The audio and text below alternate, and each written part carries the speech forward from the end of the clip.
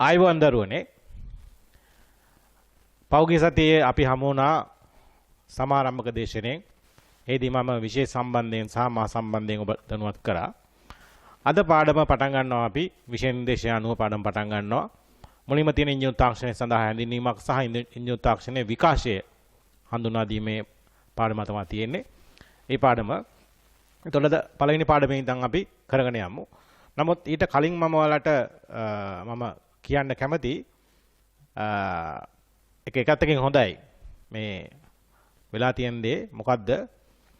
ගිය සුමානේ ඉඳන් මේ සුමානේ දක්වා අතර කාලතුරේදී ඊයේදී දිනේදී 2020 උසස් පෙළ සිසුන්ගේ ප්‍රතිඵල නිකුත් වුණා. 2020 සිසුන්ගේ ප්‍රතිඵල. එතකොට මේ ප්‍රතිඵල කට්ටිය දැන සිටිය යුතුයි. මොකද ගුරුවරයෙක් කොහොමද ළමයි මේ විභාගයේ සමත් කරලා දෙන්න කියන එක මේ ප්‍රතිඵල මගින් සනාථ කර ගන්න පුළුවන්. දැන් ඔයාලට මම මේ පෙන්වන්නේ මගේ පන්ති පැමිණි දරුවන්ගෙන් ප්‍රතිඵල 5ක් විතරයි. මම පන්ති කරන දරුවෝනේ නගර 2. කුරුණෑගල සමහනුවර. ඔන්ලයින් හින්දා සමහර වෙලාවට වෙන නගරවල දරුවෝ ඒ කියන්නේ වෙන පිටපළාත්වල දරුවෝ පවා සම්බන්ධ වෙලා ඇති. නමුත් කුරුණෑගලට එන්න පුළුවන් දිස්ත්‍රික් වල දරුවෝ තමයි මා ළඟට පන්ති එන්නේ. සහ මානුවට එන්න පුළුවන් දරුවෝ තමයි මානුවට පන්ති එන්නේ. එතකොට මේ නගර 2 පන්ති කරනකොට ඒ නගර 2 අයිති දිස්ත්‍රික්කවල විතරක් නෙමෙයි යාබද දිස්ත්‍රික්කවල පවා දිස්ත්‍රික් ප්‍රථමයා බී කරන්න මට පුළුවන් වෙලා තියෙනවා කියලා ඔකට යන්න මේ ස්ක්‍රීන් එකේ දකින්න ප්‍රතිඵල දෙකෙන් දිහා බලපුවම ඔයාලට වටහා ගන්න පුළුවන්. සවිස්තරාත්මක ඒ කියන්නේ දරුවන්ගේ ඡායාරූපත් එක්කම සවිස්තරාත්මක විස්තර මේ ප්‍රතිඵල ලේඛනයක් ඉදිරියේදී මම ඔකට ඉදිරිපත් කරනවා. මේ 2020 දරුවන්ගේ ප්‍රතිඵල මම පන්ති කරන කුරුණෑගල සහ මහනුවර දිස්ත්‍රික්කයේ දෙකේම දිස්ත්‍රික් ප්‍රථමයන් දෙන්නා වගේම යාබද දිස්ත්‍රික්ක වන මාතලේ නුවරඑළිය සහ ත්‍රිකුණාමල නම් යාබදත් නෙවෙයි ඇත්තටම දුරස්ත අම්පාරෙන් සහ කන්තල වගේ දුරස්ත ප්‍රදේශ වලින් පවා දරුවෝ එනවා. මොකද එයාලා දන්නවා මේ අවුරුදු 2කමාරක් වගේ කාලය තුලදී දුෂ්කර ක්‍රියාවක් කරගෙන මෙච්චර දුර පන්ති ආවත් එයාලා බලාපොරොත්තු වෙන ප්‍රතිඵලයට යන්න පුළුවන් අපේ පන්ති ආවොත් කියලා. ඒ හින්දා 2015 පළවෙනි බැච් එක කියන්නේ 2013 ඉඳන්ම මට අම්පාරෙන් සහ කන්තලෙන් දරුවෝ ආවා. අනුරාධපුරෙන් දරුවෝ ආවා. පොළොන්නරුවෙන් දරුවෝ ආවා. ඇලහැර බකමුණ වගේ ප්‍රදේශ වලින් දරුවෝ ආවා. ඉතින් මේ දරුවෝ ප්‍රතිඵල පෙන්නපු හින්දා තමයි ඒ කට්ටියන්ගේ අනුදැනුම නැත්තම් මග පෙන්වීම යටතේ ඔය කට්ටිය අපිට එකතු වෙලා තියෙන්නේ. මෙහෙම දිස්ත්‍රික්ක 5ක ප්‍රතිඵල මම මගේ පන්ති වලින් පෙන්නපු පළවෙනි අවස්ථාවත් මේ ගිය අවුරුද්දේ මට දිස්ත්‍රික්ක 3ක ප්‍රථමයෝ හිටියා. මේ ප්‍රදේශ 5ක ප්‍රථමයෝ ඉන්නවා. එතකොට මෙහෙම කරන්න පුළුවන් පුතේ මේ තනි චින්තක බාලසූරියට නෙවෙයි. එහෙම කිව්වොත් ඒක බොහොම ආත්මාර්ථකාමී ප්‍රකාශයක්. මොකද මේ විෂය බොහොම ප්‍රායෝගික විෂයක්. ලකුණු 30ක් වෙන් වෙලා තියෙන ප්‍රැක්ටිකල් වලට, ප්‍රායෝගික පරීක්ෂණ වලට. මේ ප්‍රැක්ටිකල් කියන දේවල් නිකම් ඔන්ලයින් වීඩියෝ එකකින් බලලා ඉගෙන ගන්න පුළුවන් දේවල් නෙවෙයි. එහෙනම් YouTube වීඩියෝ ඕන තරම් තියෙනවා. බලලා ඔකට යන්න පුළුවන් මේ ප්‍රැක්ටිකල් එකක් කරන්න. ඒක හරියට නිකන් වීඩියෝ එකක් බලලා එහෙම නැත්නම් පොතක් කියවලා පීනන්න ඉගෙන ගන්නවා වගේ. පීනන්න බැරි කෙනෙක් හොඳට වීඩියෝ ටිකක් බලලා ඉවරලා ඊට පස්සේ හොඳ පොතක් දෙකක් කියවලා ඉවරලා ගිහින් වතුරට පයින්නෝ ගැඹුරු වලකල ආයේ ගොඩ එීමක් නෑ පුතේ. අන්න ඒ වගේ තමයි ප්‍රැක්ටිකල් කියන්නේ. පුහුණු වෙන්න ඕනේ. පුහුණු වෙන්න ඕනේ. අපි පිහිනීමේදී සමබරව ඉන්න පුහුණු වෙනවා වගේ ප්‍රැක්ටිකල් වලදී ඉස්සල්ලාම පුහුණු වෙන්න ඕන කොහොමද අපි ඒ ප්‍රැක්ටිකල් සඳහා භාවිතා කරන ආයුධ ටික පරිහරණය කරන්න කියලා. ගොඩක් දරුවන්ට අඩු ගානේ ප්‍රැක්ටිකල් වලට ගියාම ඒ සඳහා භාවිතා කරන ආයුධයවත් තෝරගන්න බෑ. එතන ඉඳන් තමයි ලකුණු වෙන් කරලා තියෙන්නේ ඇත්තටම. සුදුසු ආයුධය තෝරා ගනී කියලා තියෙන ලකුණු 10ක් වෙන් කරලා. හරි. එතකොට මේ ප්‍රැක්ටිකල් කරන්න තමයි හුරුව ලැබෙන්නේ. දැන් පිහිනන්න පුරුදු වෙන කෙනෙකුත් පිහින්ලාන්නේ හුරුව ගලපා ගන්න මතකද දැන් සති දෙකකට තුනකට කලින් විතර අවුරුද්දකට කලින් මතක විදිහට ලංකාවේ නාවික හමුදාවේ විරුවෙක් ලංකාවේ ඉඳන් ඉන්දියාවටත් නැවත ඉන්දියාවෙන් ඉස්සර ලංකාවටත් අර පෝක් සමුද්‍ර සංධිය තරණය කරා. එක දවසින් කරපු දෙයක් එදොකට හිතන්නේ. බොහෝ වතාවක් එයා උත්සාහ කළා පුහුණු වීම කරලා තමයි මේක කරේ. අන්න ඒ වගේ අපිට මේ ලකුණු 30ක් තියෙන ප්‍රැක්ටිකල් එක තරණය කරන්න නම් ජයග්‍රහණය කරන්න නම් බොහෝ වරක් ප්‍රැක්ටිකල් අපිට පුහුණු කරන්න වෙනවා. මොකද මේක ප්‍රායෝගික විෂයක් හින්දා විෂය අවබෝධය ලබා ගන්න ප්‍රැක්ටිකල් උදව් වෙනවා. ඒ වගේම ඒ ප්‍රැක්ටිකල් එකේදී සමහරවිට ඒ අන්ත සූත්‍ර ඔකට පළමු වතාවට දකින්නෙත් එදා. ගෙවල් වල අපි ඔසොස්කෝප් එක පාවිච්චි කරන්නේ නැහැ විදුලි සම්බන්ධ අපි යම්කිසි මිනුම් ලබා ගන්න මල්ටිමීටරයක් නම් පාවිච්චි කරනවා ඇති. ගොඩක් අය දෙනා ඔසිලොස්කෝප් කියන වචනේ ඇහුවෙත් අද සිංහලෙන් කියන දෝලනයක්ෂය. නමුත් අපි ලැබ් එකට ගියාම අපේ AT ලැබ් කියලා ලැබ් එකක් තියෙනවා ප්‍රැක්ටිකල් කරන්න. ඒකට ගියාම කට්ටිය මේ ඔසිලොස්කෝප් එකෙන් මිනුම් අරගෙන අපි ප්‍රත්‍යවත ධාරාව සහ අපි හදන ඉලෙක්ට්‍රොනික සර්කිට් වල මිනුම් ලබා ගන්නවා. ඒක කරන්න තමයි හුරු වෙන්නේ. එතකොට කිසිම ළමයෙකුට පුතේ ප්‍රැක්ටිකල් නැතුව මේ ප්‍රැක්ටිකල් වල හම්බෙන ලකුණු 30 නැතුව ඒකට යන්න බෑ. මොකද පේපර් එකෙන් අපිට ගන්න පුළුවන් 70%යි අපිට කිසිම කෙනෙකුට පේපර් එක හදන පුද්ගලයාට පවා පේපර් එක ලියලා 70% ගන්න බෑ. යම් දෝෂ සිදු වෙනවා, අඩුපාඩුකම් සිදු වෙනවා. ඒ හින්දා උපරිම 60ක් ගනි. ඒ කියන්නේ 70න් 60ක් ගනි. 60 කියන්නේ B එකක් නේ. එතන ඒකක් නැහැනේ. ඒ හින්දා ඉතුරු ලකුණු 20 25 ගන්න අනිවාර්යෙන්ම ප්‍රැක්ටිකල් වලට යන්න වෙනවා. මෙතන තියෙන හොඳේ වෙන්නේ යහපත නැත්තම් හොඳ පැත්ත වෙන්නේ සමහර ළමයි මේ තියරිටිකල් නැත්තම් න්‍යායාත්මක දේවල් වලට වඩා කැමති ප්‍රායෝගික පැත්තට. මම පවා පොතේ පොතක් කියනකොට කැමති යන්ත්‍රයක් ගලවලා හයි කරන්න පොඩි කාලේ ඉඳන්ම මට තිබ්බ ਕੁතුහලයක්. ඇත්තට මෙහෙම වුන් තමයි ඊටි කරන්නත් ඕනේ. ඉන්ජිනේරු තාක්ෂණය කරන්නත් ඕනේ. කුතුහලේ නැතුව ඉන්ජිනේරු තාක්ෂණය කරලා වැඩක් නැහැ. මේක වැඩ කරන්නේ කොහොමද කියන එක. අන්න ඒ උන්ට විෂය සමත් වෙන ලොකු උදව්වක් කරන මේ ලකුණු 30. එයාලට පේපර් එකෙන් ගන්න පුළුවන් වෙන පුතේ සමහරට 70න් 30ක් විතර. ඒ කියන්නේ භාගයක්වත් ගන්න බෑ. භාගයක්වත් ගන්න බෑ. හැබැයි ඒ දරුවා ප්‍රැක්ටිකල් එකෙන් ලකුණු 25ක් ගහගත්තොත් ලකුණු 55ක් කියන පුතේ 100ක් කරන්නේ. 100ක් කරන්නේ. එතකොට හොඳට බලන්න රිසර්ච් ගත්ත කට්ටියන්ගෙන් ඔය O level ප්‍රතිඵල දිහා බලපුවාම මහා දක්ෂයෝ නෙවෙයි. හැබැයි ඊටි වලින් කැම්පස් උත් ගිහිල්ලා. ඒ අර જાතිය කට්ටිය. හරි. ඒ හින්දා දක්ෂයාටත් ප්‍රායෝගික පැත්තෙන් දක්ෂකම තියෙන න්‍යායික පැත්තෙන් දුර්වලතා තියෙන කට්ටියන්ටත් මේ විෂය ගොඩ යන්න නම් අනිවාර්යෙන් ප්‍රැක්ටිකල් කරන්න වෙනවා. ඒ හින්දා අපිට ලැබ් දෙකක් තියෙනවා. මේ ලැබ් පිළිබඳව සහ ලැබ් වල කාර්ය මණ්ඩල ගැන මම සඳහන් කරා ගිය සුමානේ තිබ හඳුන්වා දීමේ දේශනේ තාමත් එක බලන්න පුළුවන් YouTube වල. බැරි නැති කෙනෙක් ඉන්නවා නම් මම මේ පාඩමත් එක්ක link දාන්නම්. ඒ පාඩමත් බලන්න. ඒ සඳහා උදව් කරපු ඒ සඳහා සහභාගී වෙන ඉංජිනේරු 3 දෙනෙක් ඉන්නවා. ඊළඟට මගෙන් ඉගෙනගත්ත ඉංජිනේරු තාක්ෂණය ඉගෙන ඉවරලා විශ්වවිද්‍යාලයේ මේනකොට ඉගෙනුම ලබන සමහර අය අවසන් වසරේ ඉගෙනුම ලබන ශිෂ්‍යෝ කීප දෙනෙක් මේ ප්‍රැක්ටිකල් එකට සහභාගී වුණා. ඒ වගේම විශ්වවිද්‍යාල ආයතන යුනිවර්සිටි කොලෙජ් වල තියෙන ආයතන හොඳට ප්‍රැක්ටිකල් පුළුවන් කට්ටිය මේක සහභාගී වෙනවා. සහ මා යටතේ සේවය කරන තාක්ෂණ නිලධාරීන් කීප දෙනෙක් ඉන්නවා. ඒ කට්ටියත් මේකට සහභාගී වෙනවා. 14 දෙනෙක් ඉදු කණ්ඩායමක් තමයි මේ ප්‍රැක්ටිකල් සඳහා දායකත්වය දෙන්නේ. මේ සමූහයෙන් මේක ටීම් වර්ක් එකක්. මේ සමූහයේ ප්‍රතිඵලය තමයි මේ විදිහට දිස්ත්‍රික්ක 5ක පළවෙනියෝ අපිට බිහි කරන්න පුළුවන් වෙලා තියෙන්නේ. ඉතින් ඔය කට්ටිය හරි පන්තියට ආවයි කියලා ඔය කට්ටියන් සන්තෝෂ වෙන්න පුළුවන්. ආයින දිස්ත්‍රික්ක ආයිතින දිස්ත්‍රික්ක ප්‍රථමයක් මගේ පන්තියෙන් අද කීයක නෙවෙයි මහනුවර දිස්ත්‍රික්කේ 2015 ඉඳන් 20 දක්වා අවුරුදු 6ක ප්‍රථමයන් මේකට අපි බිහි කරලා තියෙනවා. ලංකාවේ තුන්වෙනියක් බිහි කරලා තියෙනවා. ප්‍රතිඵල තියෙන පන්තියකට. හැබැයි එකක් කියන්නම් ගුරුවරයාට ප්‍රතිඵල පෙන්වන්න බෑ. දරුවා කැප වෙන්නේ නැත්තම් වැඩ කරන්නේ නැත්තම්. අතිදක්ෂයෙක් වෙන්න ඕනේ නැහැ. මට අතිදක්ෂය ඕනේ නැහැ. මට අවශ්‍ය කැපවීමෙන් වැඩ කරන ළමයි. මේකේ මේ මෙන්න එක ප්‍රතිඵලයක් මම කියන්නම්. විශේෂයෙන් ප්‍රතිඵලයක් මාතලේ දිස්ත්‍රික්කේ ප්‍රථම ස්ථානය. මාතලේ දිස්ත්‍රික්කේ ප්‍රථම ස්ථානය. මේ දරුවා මාළඟට ආයේ පුතේ 2020 ජනවාරි මාසේ. 2020 විභාගය ලියන්නේ 2020 ජනවාරි මාසේ ආවේ. එයා ඊට කලින් අවුරුද්දේ මැත්ස් වලින් ලියලා ප්‍රතිඵල ලැබිලා තිබ්බා. C1 S2ක් වගේ ප්‍රතිඵලයක් තිබ්බේ. මැත්ස් කරපුවාම ඒක සාමාන්‍ය හොඳ ප්‍රතිඵලයක්. නමුත් එයා තීරණය කරා හොඳ නුවණක්කාර තීරණයක් කරන් තිබ්බා. ටෙක්නොලොජි කරන්න දෙවෙනි වතාවට. මා ළඟට ආවා. මාස 8යි තිබ්බේ සිලබස් එක කවර් කරගන්න. ඒ මාස 8 අපිට මාස 3 පන්ති නවත්තන්න සිද්ධ වුණා. මේ කොරෝනා වසංගතයෙන් හින්දා. ඉන්පස්සේ අපි මේ මාසේ පටන් අරන් ඉවලා ආසරයක් කරනකොට විවිධ බාධා මැද්ද තමයි කරේ. නමුත් නොවැම්බර් මාසේ විභාගය දෙනකොට මට කරන්න පුළුවන් සහායක තමයි හැම පන්තියකම මම එන්න අවසර දුන්නා. 2020 2021 සහ ඊට පස්සේ පටන් ගන්න 2022 ওই පන්ති හැම එකටම එන්න දුන්නා. රිවිෂන් පන්ති දෙක එක කාඩ් එකකින් එන්න දුන්නා. අපි මුදල් පස්සේ මහම යන පුද්ගලයෝ නෙමෙයි. ඒකේ ප්‍රතිඵලය වෙන්නලා තියෙනවා. මාස 8ක් පන්ති ඇවිල්ලා තමන් ඉන දිස්ත්‍රික්කේ පළවෙනියා බවට පත් වෙලා තියෙනවා. මේ තමයි සැබෑ ජයග්‍රහණය. එතකොට ඔතන ඉන්නව නේද පුතේ O level වලට හොඳ ප්‍රතිඵල අරගෙන ඒ 8 ඒ 9 අරගෙන අවුරුදු දෙකමාරක් තිස්සේ ටෙක්නොලොජි කරපු දරුවෝ. එයා අභිභව ගිහිල්ලා තියෙන. එතකොට මම කියන්නේ මෙතන ප්‍රතිඵලයට හේතු වෙන්නේ දක්ෂතාවය නෙමෙයි.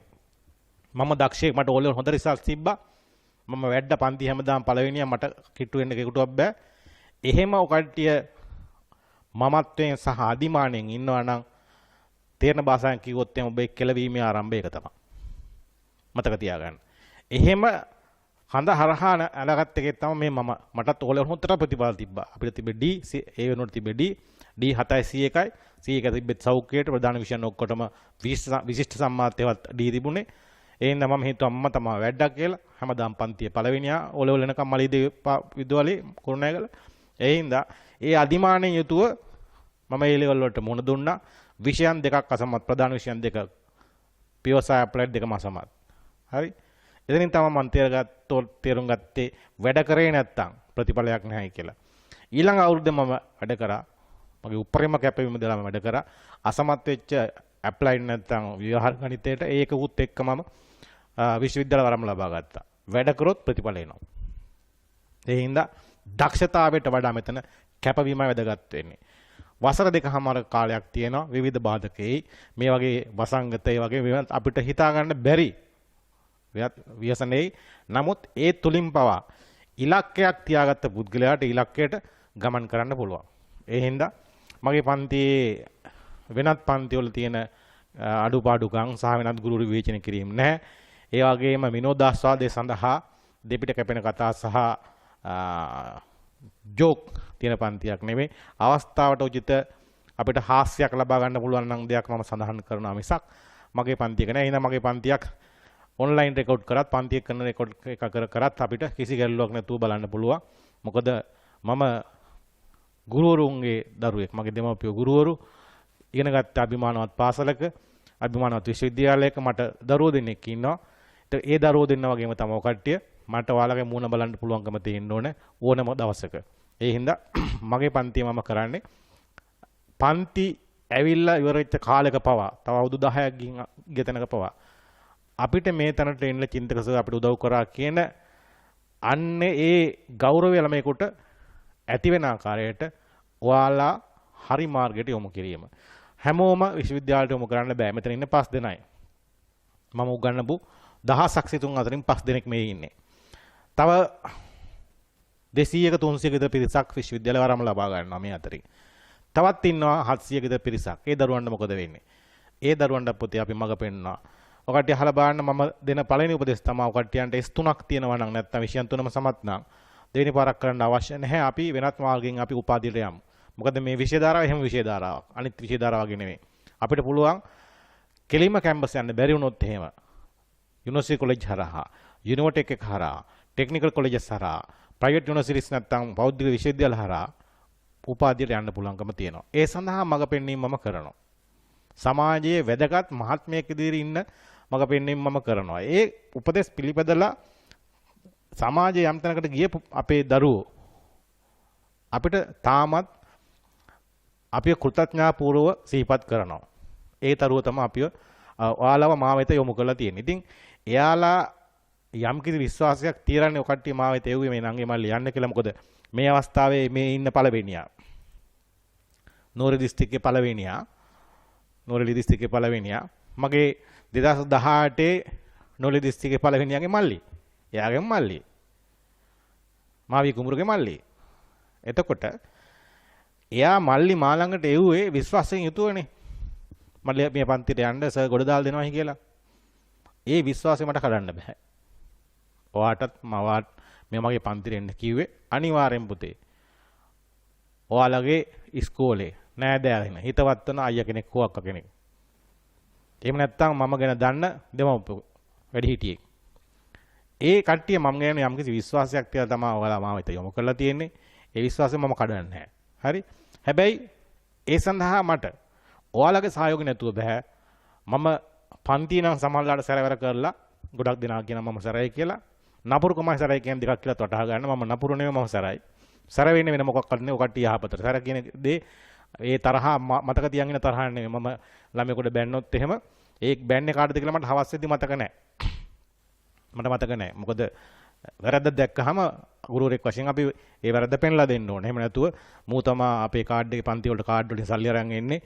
මූට බැන්නොත් එහෙම මේ පන්ති කාඩ් එකක් ලබන සමහර මට අඩු වෙයි. ආයි පන්ති එකක් නැති වෙයි. ඒ මානසිකත්වය නම් මගේ නෑ පුතේ. වැරද්දක් දැක්කද බැන්නා. හරි?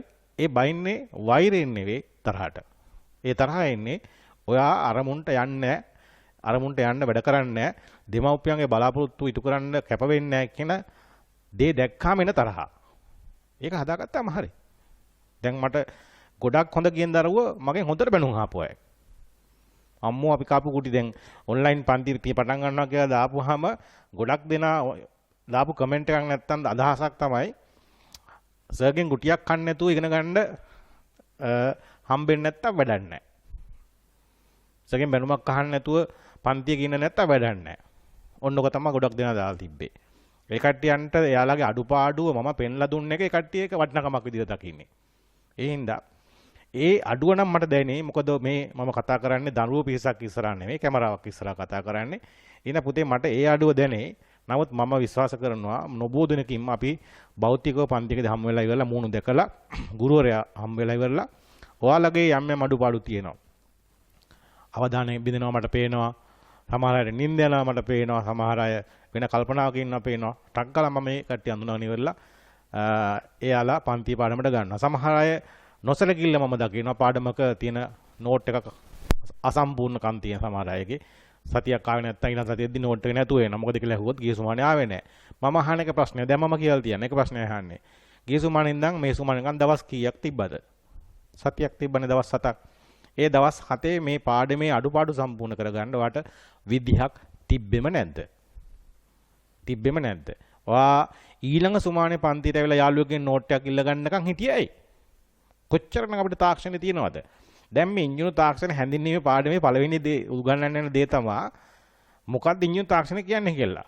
මිනිස්සුන්ට ඇති වෙන ගැටලු සඳහා විසඳුම් ලබා දීම. මීට අවුරුදු 15කට කලින් අපිට පන්තියකට එන්න බැරුණා නම් ඒ නෝට් එක ගන්න අපිට ඒ යාළුවෙක්ගේ ගෙදර යන්න වෙනව නැත්නම් ආයසරයක් ලබන සුමානේ පන්ති නැගන් ඉන්න වෙනවා. නමුත් පුතේ දැන් එහෙම කරන්න ඕනේ නැහනේ. යාළුවෙකුට කෝල් එකක් ගන්න මචං මට නෝට් එක WhatsApp දාපන්කෝ. Viber කරපන්කෝ. ඔච්චර කියන්නේ. ඔන්න තාක්ෂණය දුන්න විසතුමක්. එහෙනම් පටන් ගමු උතනින්ම පටන් ගමු පාඩම. මොකක්ද ඉංජිනේරු තාක්ෂණය කියන්නේ? ඔක තමයි ඉංජිනේරු තාක්ෂණය කියන්නේ. ඒ කියන්නේ WhatsApp නේ ඉංජිනේරු තාක්ෂණය කියන්නේ. ඉංජිනේරු තාක්ෂණය කියන්නේ පුතේ මිනිසාට ඇතිවන ගැටලු සඳහා තාක්ෂණයේ භාවිතයෙන් විසඳුම් ලබා දීම. තාක්ෂණයේ භාවිතයෙන් විසඳුම් ලබා දීම. අපි මේ අන්තර්ජාලය වගේ සංකීර්ණ දේවල් අපි හිතන්න යන්න ඕනේ නැහැ. මිනිස්සුන්ට බරක් උස්සගෙන යන්න බෑ. ගොඩාක් ලොකු බරක් උස්සන දුරක් ගමනක් යන්න බෑ. මිනිහා කොහොමද මේ අභියෝගේ නැත්තම් ඒ ගැටලුව ජයගත්තේ? රෝදේ හදාගත්තා. රෝදයක් හදාගත්තා. රෝදේ හදාගන්න කලින් ඇත්තට මිනිහා රෝදේට වඩා කොටයක් ගත්තේ. අර ඔසවාගෙන යන්න බැරි දේ මේ කොටේ උඩින් තියලා ඉවරලා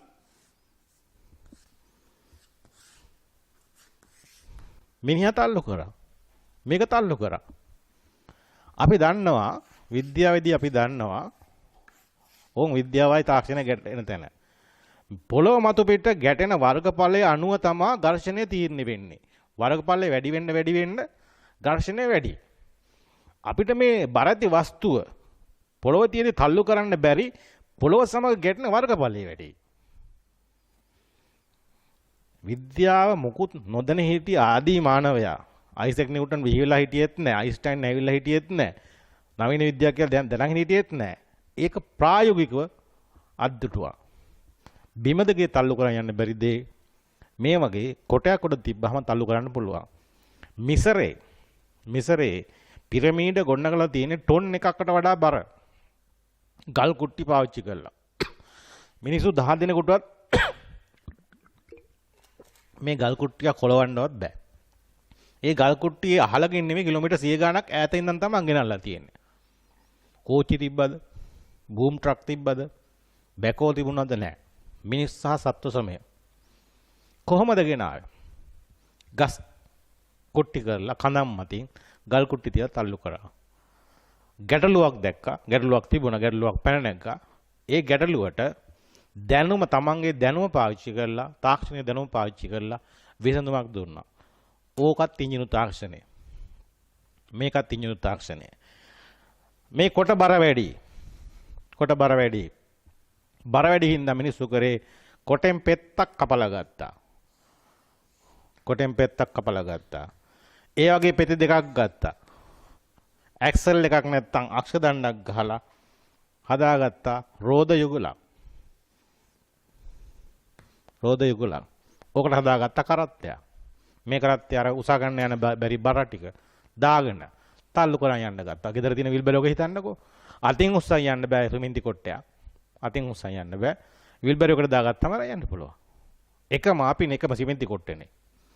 මොකද්ද කරපු වෙනස? මොකද්ද කරපු වෙනස? රෝදයක් මත තිබ්බා. ඊම්පස්සේ මේ රෝදේ අපි තල්ලු කරන්නේ අපි වෙහෙසෙනවනේ. සතෙකුට බාර දුන්න ඇදගෙන යන්නේ. හරක්ට අස්සයන්ට. මෙන්න මේ ඉතිහාසයේ ඉඳගෙනම අපි ඉංජිනේරු තාක්ෂණය අධ්‍යයනය කරන්න පටන් ගන්නවා. මෙතන ඉඳන්ම අපි අධ්‍යයනය කරන්න පටන් ගන්නවා. මොකද්ද මේ ඉංජිනේරු තාක්ෂණය කියන්නේ කියලා. හරි? රයිට්. එහෙනම් අපි පාඩමට අවතීනෙමු. අද ගොඩක් මම කතා කරන්නේ. ඔයාලට තියෙන වැඩ අඩුයි ලියන්න තියෙන වැඩ අඩුයි. ඔයාලට මම රූපකොලයකුත් එවනවා. රූපකොලයක් එවනවා. ඒක පන්ති ගාස්තු ගෙවන්න හෝ පන්ති ලියාපදිංචි වෙන්න ආයතන වෙත ගියා නම් සිප්පින් හෝ නම්බර් 0 ආයතන වෙත ගියා නම් ආයතනයෙන් ඔකට මේ කොට ලබා දීලා ඇති රූපකොලයක්. බලන්න ස්ක්‍රීන් එක දිහා මෙන්න මේ જાතියේ රූපකොලයක්. මේ වර්ගයේ රූපකොලයක් ඔයාලට එක්කෝ ආයතනය මගින් අතරපත් කරලා ඇති. එහෙම නැත්නම් ටෙලිග්‍රෑම් ගෲප් එකකට දාලා ඇති. සාමාන්‍යයෙන් නම් පොතේ අපි කරන්නේ පන්ති කාමරයේදී මේ රූපකොල දිනපතා ඔයාලා අතරපත් කරනවා. සමහරට සතියකට නැත්නම් සති දෙකකට එක අපි රූපකොලයක් අපිට අවශ්‍ය වෙනවා. මේ රූප ඔකට්ටියන්ගේ නෝට් එක හරියට ලියද්දි නෝට් එක පිළිවෙලට ලියද්දි නෝට් එකේ යම් යම් කරුණු තේරුම් ගන්න අවශ්‍ය වන දේවල්.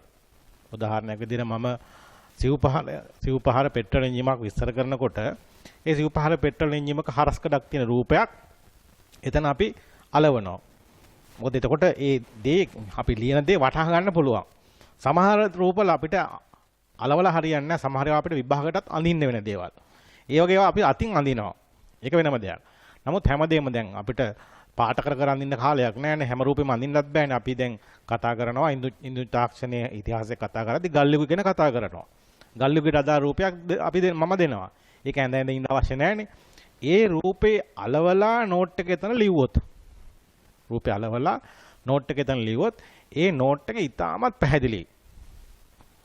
මතක තියාගන්න හොඳ පිළිවෙලට ලියපු පැහැදිලි නෝට් එකක්. අංග සම්පූර්ණ නෝට් එකක් අවශ්‍යයි ඔයාලට පාඩම් කරන්න. පාඩම් කරන විදිය මම ඉස්සරහට විස්තර කරලා දෙනවා කොහොමද කියලා. හැබැයි ඉස්සර නෝට් එක ගොඩනගා ගමු. මතක තියාගන්න ඔයාලා ලියන්න ඕනේ හොඳට හිතේ තියාගන්න CR පොත්වල. දැන් ඔයාලා තේ CR පොතක් නැත්නම් ඔයාලා කටු සටහනක් ලියාගත්තට කමක් නැහැ. මොනිටර් පොතක් නම් අතේ තියෙන මොනිටර් පොතේ ලියන්න එපා පුතේ. ඒක පැත්තකින් තියන්න.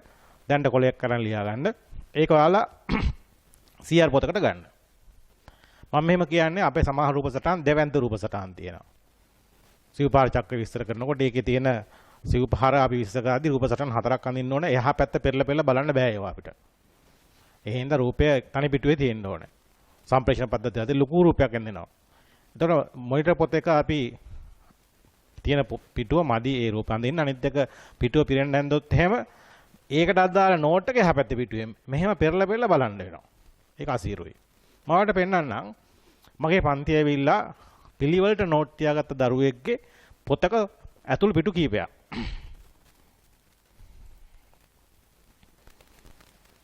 මේ තියෙන්නේ. දැන් බලන්න මේ අක්කෙක්ගේ මේ දරුවා දැන් ඉන්නේ කොළඹ විශ්වවිද්‍යාලයේ 3 වෙනි වසරේ මහනුවර දිස්ත්‍රික්කයේ 12 වෙනියා වුණා. මේ රූපය ඇඳපු එකක්. ඒක විස්තර කරලා තියෙනවා. පිළිවෙලට විස්තර කරලා තියෙනවා. දැන් මේ රූපේ බලන්න අලවලා තියෙන්නේ. රූප අලවලා තියෙන්නේ. මේ අලවන රූපේ තමයි මම ඔයාලා අතට පත් කරන්නේ. දැන් ඊට අතට හඳ ලේසියෙන් තියෙන මෙන්න මේ පාඩම බලන්නකෝ. මේ ජල සම්පාදනයේ පාඩම. පාඩමේ අවශ්‍ය දේවල් මම කතා කරනවා ෆ්ලෝටිං වෑල් නැත්තම් අපි සාමාන්‍ය කියන බෝල් වෑල් ගැන. වතුර ටැංකියක් පිරෙන එක නවත්තන්න අපි පාවිච්චි කරන්නේ. වතුර ටැංකිය වල එහෙම. ඒ ගැන. ඒකේ රූපේ මම දෙනවා එතකොට. ආය හොය අලවන්න ඕනේ නැහැ. එතකොට මේ දෙන රූපේ මම කොලයක දෙන්නේ. A4 ෂීට් එක දෙන්නේ. ඒකෙන් කපලා ඔතෙන් අලවන්න ඕනේ. ඒ සඳහා දැන් ඔයාලට රූප කොලේ පත් වෙලා තියෙනවා නම් ආයතනට ගිහින් හම්බුණා නම් මම දැන් නෝට් එක කියද්දි කපලා අලවන්න ඉඩ තියන්න. ඉඩ තියද්දි ගොඩක් අය කරන්නේ පොතේ රූප කොලේ අරගෙන මේ තියෙන වගේ රූප කොලේ අරගෙන පොත උඩ තියෙනවා. හිතන්න දැන් මෙන්න CR පොත. අපි දැන් මේ ටිකේ ලියලා තියෙන්නේ. මම කියන රූපය අලවන්න කියලා. රූපේ මම හිතුවා මෙන්න මේ රූපේ කියලා. දරුවෝ කරන්නේ මොකක්ද දන්නවද? මේ රූපේ ඉඩ තියෙන තැනක මෙහෙම තියලා ගොඩක් වෙලා අඩ ගන්න මුල්ලක්. එතකොට අපිට මෙතන ලියන්න පුළුවන්නේ. මේ මුල්ල අරගෙන රූපේ හතර කොනේ මේක මම වටේම කොටු ඇඳලා තියෙන්නේ. හතර කොනේ පෑනෙන් තදින් තිතක් තියෙනවම. තදින් තිතක් තියෙන මේ විදිහට. තිබ්බහම මේ තිත් හතර අපිට පේනවා. යා මෙන්න මේ විදිහට කොටුවක් ඇඳ ගන්නවා. මේ විදිහට කොටුවක් ඇඳ ගන්නවා. මෙතන තමයි රූපය අලවන්න ඕනේ. ඔතන. අද දවසේ පළවෙනි රූපේ නම් එයා දා ගන්නවා 1 කියලා මේකේ. 1 කියලා. මොකද රූප 5ක් 6ක් ආපුවම කොයි රූපෙද කොතන යනවා කියලා හොයාගන්න එපා. ඊළඟයින් පස්සේ ඒ රූපේ පිටිපස්සේ පැත්තෙන් 1 කියලා ලියා ගන්න මෙහෙම. 1 කියලා මේ පැත්තේ ලියනවා. ලියපුවාම ගෙදර ගියාම ඔයාලා දැන් ගෙදර ඉන්නේ. නමුත් ඔකට පන්තිට ආපුවාම ගෙදර ගිහින් නියම රූපේ අදාළ තැන කපලා අලව ගන්න පුළුවන්. එහෙම කපලා ඇලෙව්වොත් තමයි පුතේ මෙන්න මේ විදුලිය පාඩම මේ වගේ පිළිවෙලට ලියපු නෝට් එකක් ගොන්න ගන්න පුළුවන්. මේ නෝට් එක නැතුව නම් ඔයාලට පාඩම් කරන්න මැටීරියල්ස් එකවත් අමුද්‍රව්‍ය නැහැ. හොඳ ගොඩනගපු නෝට් එකක් තියෙනවා නම් ඔයාලට ලොකු ආත්ම ශක්තියක් එනවා. හරි මම පන්ති වැඩ සම්පූර්ණයි. මට විභාග ලෑස්ති වෙන්න පුළුවන් දැන් කියලා. ඒක අනුන්ගේ නෝට් එකක් ඉල්ලගෙන බෑ. එහෙනම් පුතේ ඔකට පන්ති එන්න ඕනෙත් නැහනේ. මේ වගේ මේ 2020 දක්වා ඉන්න නෝට් හොඳට ලියපු අයියගේ අග්ගගේ පොතක් ඉල්ලගෙන ඒක තියාගෙන පාඩම් කරනවා.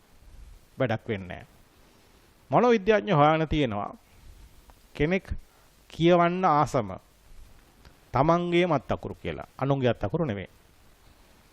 ඒ හින්දා බලාපොරොත්තු වෙන්න එපා අනිත් අයගේ පොතක් ඉල්ලගත්තයි කියලා. ඒකෙන් ඔයාලට පාඩම් හිටියේ කියලා. ඔක්කොටමත් වැඩිය ඔයාලට එන්න බැරි වෙලා නෝට් එක ඉල්ලගත්තා ලියලා කියලා 100%ක් පාඩම මුලට යන්නේ නැහැ. ඔයාලා පන්තියේ මේ ගුරුවරයා මම කියලා හිතන්නකෝ මම පැහැදිලි කර දෙන දෙයින් මතක තියාගන්න අත්‍යවශ්‍ය කරුණු ටික විතරයි පොතට යන්නේ. ගොඩක් දේවල් මම පන්තියේ පැහැදිලි කරලා දෙන දේවල්.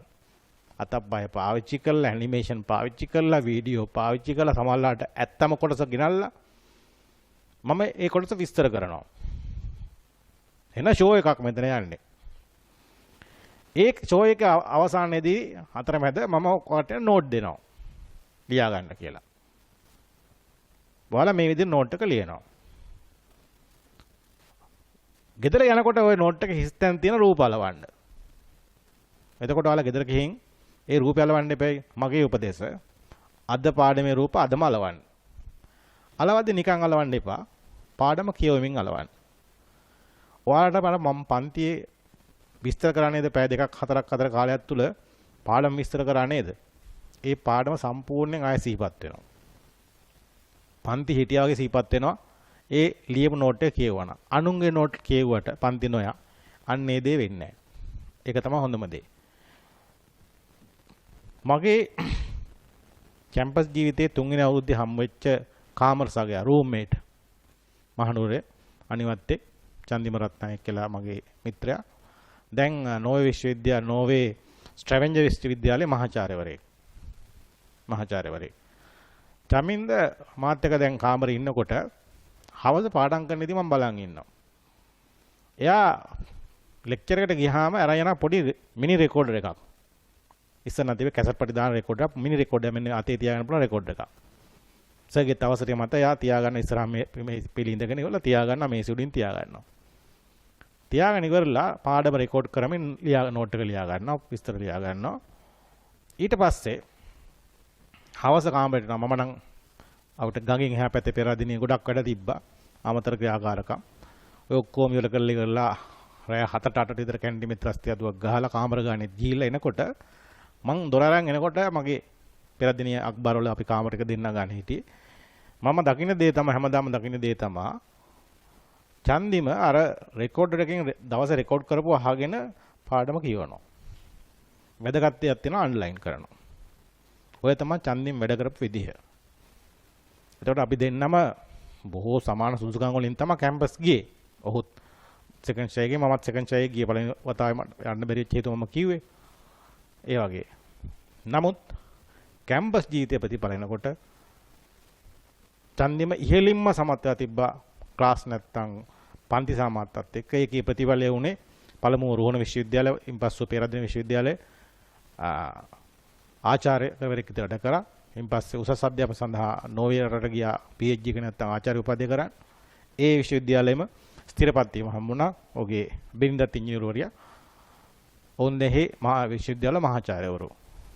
ඒ අර වැඩ කරපු විදිහ නේද පුතේ අපි කෙනෙක් තැනකට අරන් යන්නේ. පිළිවෙල මෙතඩ් එක සාර්ථක ක්‍රමයක්. ඊට සාර්ථක ක්‍රමයක්. ඔයාලට පුළුවන් අවශ්‍ය නම් රෙකෝඩ් කරගන්න පුළුවන්.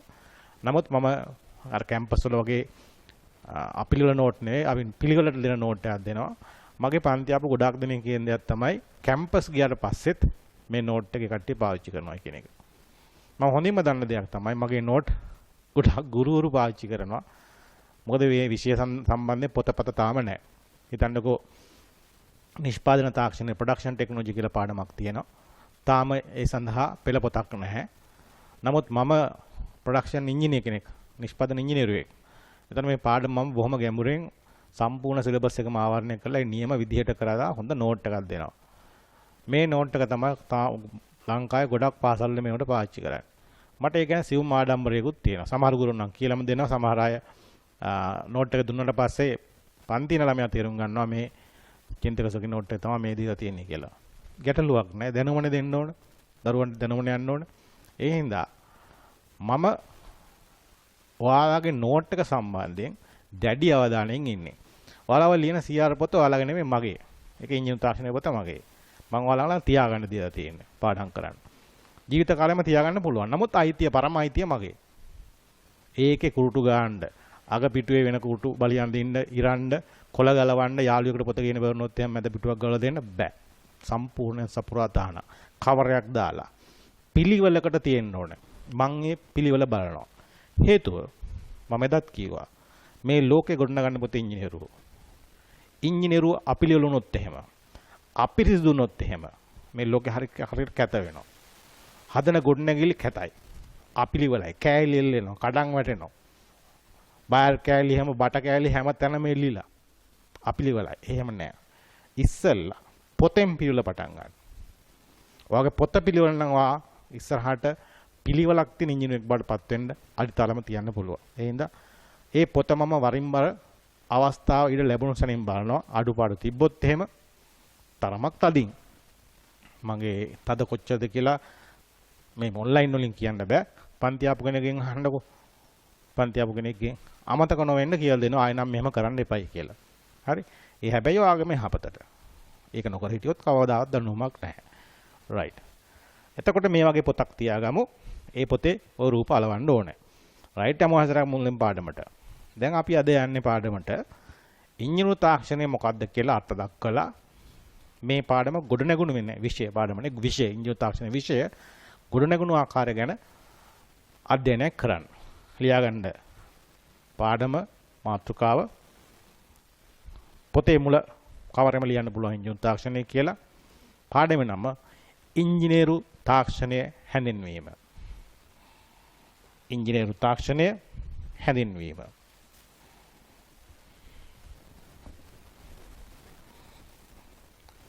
කෙටි සටහනක් ලියාගමු මේ විදිහට. කෙටි සටහනක්. මිනිස් ජීවිතයේ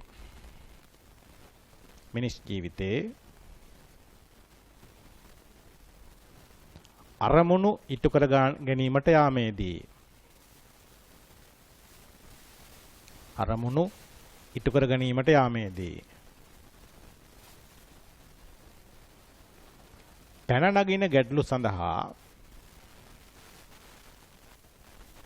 පැන නගින ගැටලු සඳහා විසඳුම් විසඳුම්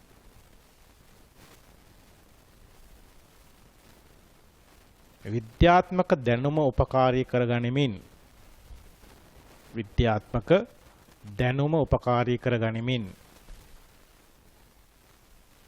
ලබා දීම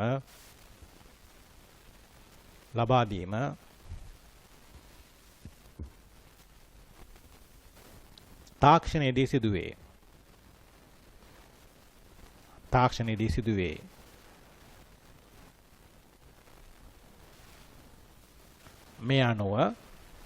මේ අනුව වාක්‍යවරණ අත දැක්වීමකට යනවා. එහෙනම් මෙතනින් දාන්න සෙමිකෝලන් තිතයිකමාවයි දාගන්න. තිතයිකමාවයි දාලා අලුත් ඡේදකින් අර්ථකථනයක් ලියන හින්දා අපි ලියන්නේ පෙරලිකම ඇතුලේ. ඉන්වර්ටඩ් කම ඇතුලේ පෙරලිකම ඇතුලේ ලියන්න ඉංජිනේරු තාක්ෂණය යනු අර්ථ දැක්වීම ලියන්නේ. ඉංජිනේරු තාක්ෂණය යනු පවත්නා හෝ ඉංජිනේරු තාක්ෂණය යනු පවත්නා හෝ මතුවිය හැකි තාත්වික ගැටලු වලට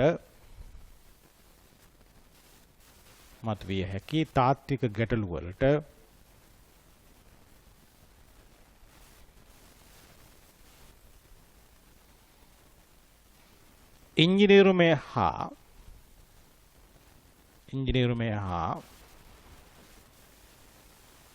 विद्यात्मक දැනුම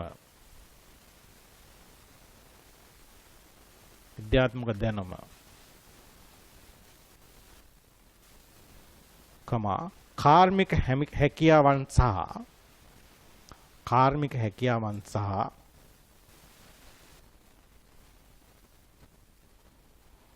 ක්‍රමවේද සමග මොහු කොට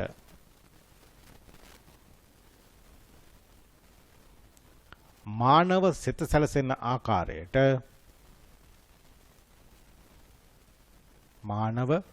සැලසෙන ආකාරයට ප්‍රායෝගික විසඳුම් ලබා දීමයි.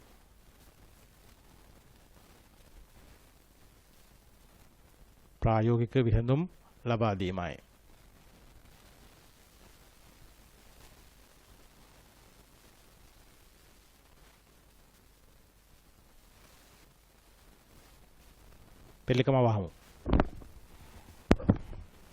දැන් පුතේ ඔය ලියුවා නේද ඡේදයක්. ඕක කොච්චර කීවත් මතකෙ තින්නේ නැහැ. තේරෙන්නෙත් නැහැ. එහෙනම් අහවල් ගෙන්ගේ දෙතරත් ඔක ලියාගත්තේ කියලා නැහැ. ඕකේ පැහැදිලි කිරීම දැන් මම කරනවා. උදාහරණයක් කරනවා. ඒ පැහැදිලි කිරීම මගෙන් තේරුම් ගන්නවා මොකක්ද කියලා මේ කියන්න යන්නේ. මේකේ සංකල්පය ඔයා තේරුම් ගන්නවා. ඉන්පස්සේ මේ ලියපු දේ තේරුම් ගන්නවා. ඒකයි වෙන්න ඕන. right. මොකද්ද ඉංජිනේරු තාක්ෂණය කියන්නේ? මිනිස්සු ජීවත් වෙනකොට විවිධ ගැටලු මතුවෙනවා. ඒ ගැටලු වලට අපි විසඳුම් හොයාගන්නවා අපි අත්පත් කරගෙන තියෙන දැනුම ආශ්‍රිතව. අත්පත් නොකරගෙන තියෙන දැනුම ආශ්‍රිතව බෑනේ. අත්පත් කරගෙන තියෙන දැනුම ආශ්‍රිතව අපි විසඳුම් ලබා දෙනවා. ප්‍රායෝගික විසඳුම් ලබා දෙනවා. ඒක තමයි සරලවම කිව්වොත් තාක්ෂණය කියන්නේ ඉංජිනේරු තාක්ෂණය තියෙනවා. තාක්ෂණ විවිධ පැතිකඩ ශාස්ත්‍රයන් තියෙනවා. ඉංජිනේරු තාක්ෂණය වගේම ජෛව පද්ධති තාක්ෂණ තියෙනවා. ඒ වගේ තාක්ෂණයේ හැකියාවන් මිශ්‍ර කරලා විසඳුම් ලබා දෙනවා. ඕක තමයි අපිට තාක්ෂණය කියලා කියන්න පුළුවන්. උදාහරණයක් විදිහට දැන් අපිට මේ පැන නැගුණු ගැටලුවක් නේ මේ කොරෝනා ව්‍යසනයේ හින්දා ඔයාටයි මටයි පන්තියක් කරන්න බෑනේ. ඒක ගැටලුවක්. පන්තියක හමු වෙන්න බෑ. බෝඩ් එක උගන්ලා පැහැදිලි කරන්න බෑ පාඩමක්. නමුත් ඒකට විසඳුමක් හොයාගෙන තියෙනවනේ. ඒ විසඳුම සඳහා අපි තාක්ෂණික සොයා ගැනීම සහ ක්‍රමවේද කීයක් පාවිච්චි කරලා තියෙනවද? මම මේ කියන්නේ කට්ටිය දකින්නේ දින කීපයකට පස්සේ. අද බදාදා. ඔයාලා දකින්නේ සෙනසුරාදා හෝ ඉරිදා. එහෙනම් මේක පූර්ව පටිගත කරලා තියෙන්නේ. කැමරාවක් පාවිච්චි කරලා. කැමරා තාක්ෂණය. මේක තාක්ෂණය මේකෙදී සේව් වෙන්නේ ඩිජිටල් ක්‍රමයට. පොඩි චිප් එක. 1 TB චිප් එක සේව් වෙන්නේ. ඒ සේව් වෙන දේ ඉන්පස්සේ පරිගණක තාක්ෂණයෙන් එඩිට් කරනවා. මේක හරි ලොකු ෆයිල් හැදෙන්නේ. ඔයාලට එතකොට සෑහෙන data කපෙනවා. ඒ හින්දා අපි මේවා size එක අඩු කරනවා. මේ දැනුත් එකක් අඩු වෙමින් size එක compress වෙමින් තියෙන්නේ. පරිගණක තාක්ෂණය පාවිච්චි කරනවා. මම පාඩමක් කළා රෙකෝඩ් කාඩ් එක ඔකට්ටියන් හමු වෙන්නේ නැහනේ. ඒ ඔකට්ටිය අතරපත් කරන්න යවන්න වෙනවා. ඒක ක්‍රමයක් තමයි. ඔන්න මට පෙන් එක දාලා එවන්න තිබ්බා. ඒක ප්‍රායෝගික නෑ ළමයි 3 පෙන් දීලා යවන්න ගත්තොත් ඔය කට්ටිය ඔය පෙන් එක මට ආපහු දෙන්නේ නෑ. ඒක මම දන්නවා පෙන් හැමදාම ගත්තොත් ගත්තමනේ දෙන්නේ නෑ. පාඩමෙන් පාන පෙන් එවන්නේ කරන්න බෑ වැඩේ. ඒ හින්දා මම අපි කරන දේ තමයි මේක අන්තර්ජාලය ඔස්සේ අන්තර්ජාලයට එකතු කරනවා. ඒකදී අපි පාවිච්චි කරනවා සර්වර් එකක්. ඒකට අපි අප්ලෝඩ් කරනවා මේ වීඩියෝ එක. ඒක සම්බන්ධීකරණය කරන්න ආයතනයක් තියෙනවා. ඒ ආයතනය හරහා ආයතනයේ වෙබ් අඩවි ඔස්සේ තමයි කට්ටිය දැන් නරඹන්නේ. එක්කෝ number0.lk වෙබ් අඩවි ඔස්සේ හෝ cipinonline.lk වෙබ් අඩවි ඔස්සේ කට්ටිය නරඹනවා. තාක්ෂණයන් කීයක් භාවිතා කරලාද අපි මුණ දුන්නු මේ ගැටලුවට විසඳුම හොයලා දීලා තියෙන්නේ. මේ තාක්ෂණයන් හැමදේම බිහි වුණේ විද්‍යාත්මක දැනුමෙන්. කැමරාව කියන්නේ විද්‍යාත්මක දැනුම භාවිතයෙන් හදපු උපකරණයක්. අන්තර්ජාලයත් එහෙමයි. අංකිත තාක්ෂණ නැත්නම් ඩිජිටල් ටෙක්නොලොජිත් එහෙමයි. පරිගණක තාක්ෂණයත් එහෙමයි. විද්‍යාත්මක ශාස්ත්‍රක එකතුවක්. ට්‍රාන්සිස්ටර් ගැන අපි ඉගෙන ගන්නවා. ට්‍රාන්සිස්ටර් නොමැතිව අපිට කවදාවත් පරිගණකයක් හදාගන්න බෑ. මේවා තමයි තියෙන පරිගණකය. ඒ සියල්ල කැටිකොටලා ගත්ත තාක්ෂණික දැනුම හා උපකරණ භාවිතයෙන් නේද අපි මූණ දුන්න ගැටලුවට විසඳුම් ලබා දුන්නේ. ඔයාගේ කාමරේට ටැබ් එක හෝ ලැප් එක හෝ මොබයිල් ස්මාර්ට්ෆෝන් එක හරහා මට මේ විදිහට කතා කරන්න හම්බුනේ. මම කියන දේ ඔයාලට ඇහෙන්නේ. ඒක තමයි පුතේ තාක්ෂණයේ දීම. ඉංජිනේරු තාක්ෂණය කියන්නේ. මිනිස් ජීවිතය අපි පැනනගෙන අපිට ගැටලු ඒ ගැටලු වලට අපි සතු අපි ළඟ සතු විද්‍යාත්මක දැනුම පාවිච්චි කරලා තාක්ෂණික උපාංග හා ක්‍රමවේද යොදාගෙන විසඳුම් ලබා දෙනවා. ඒක තමයි ඉංජිනේරු තාක්ෂණය කියන්නේ. ඔච්චර මහපරන්න වලින් ඕනේ නැහැ. සංකීර්ණ තාක්ෂණ ඕනේ නැහැ. අර බරක් තල්ලු කරගන්න බැරි වුණාම කොටයක් උඩ තියලා තල්ලු කරන එකත් ඉංජිනේරු තාක්ෂණයම තමයි. එහෙම තමයි මිනිස්සු මේක පටන් ගත්තේ. එහෙනම් මේක මේ තියෙන තත්ත්වයේ මේ පරිගණක තාක්ෂණයට අන්තර්ජාල තාක්ෂණයට ඩිජිටල් නැත්නම් අංකිත තාක්ෂණයට කැමරා ටෙක්නොලොජියකට එන්න ආපු දුර ගමනක් තියෙනවා. අන්නේ ගමනේ මුල ඉඳගෙන කතා කරන අපි ඉන්න තැනට ආවොත් අපිට මේ කතාව මුල මැද අග සහිතව හොඳට වටහා ගන්න පුළුවන්. එහෙනම් මම යනවා මුලට. මොකද්ද මුල කියන්නේ? මිනිස් ශිෂ්ටාචාරයේ මුලට යනවා. මිනිස් ශිෂ්ටාචාරයේ මුල අපි හිටියේ වනාන්තරයේ. අපි තාම මානවය බවට පත්ලා නැහැ. තාමත් වානරයා. වඳුරා නෙවෙයි. වඳුරාගේ වැඩුණු සතෙක්. හැබැයි ගස් උඩ. සතෙකුට වඩා කිසි වෙනසක් නැහැ. සතෙක්ම තමයි. ශරීර හැඩය මිනිස්සෙක් වගේ වුණාට ලෝම වලින් වැහිලා ගෝරිල්ලෙක් වගේ. සත්තුන්ට තියෙන ලොකුම අවශ්‍යතාවය ආහාර. එහෙනම් මේ වානරයටත් මිනිස්යා බවට පරිණාමය වෙන්න ඉන්න මේ වානරයටත් ආහාර සඳහා අවශ්‍යතාවය තිබ්බා. මේ වානරය දැන් ඉන්නේ මම මේ කතා කරන වානරය දැන් ඉන්නේ මීට අවුරුදු මිලියන ගණනාවකට කලින් අප්‍රිකාවේ ඝන වනාන්තරවල මානව ශිෂ්ටාචාරය බිහි වුණේ එතනින්. බඩගින්න සඳහා කෑම හොයාගෙන මේ වානරය ඇවිදිනවා. කෑම හොයාගෙන යනකොට එයාට හමු වෙනවා මහා සාගරය. මීට කලින් සාගරය දැකලා තිබුණේ නැහැ මේ වානරයා. මුල්ලතාවට දකින්නේ.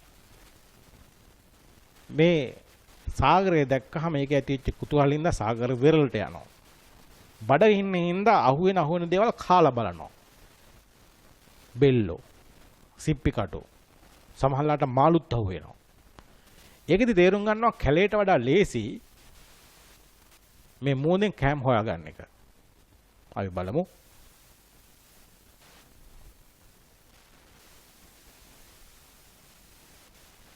අප්‍රිකාව. අවුරුදු මිලියන 7කට කලින්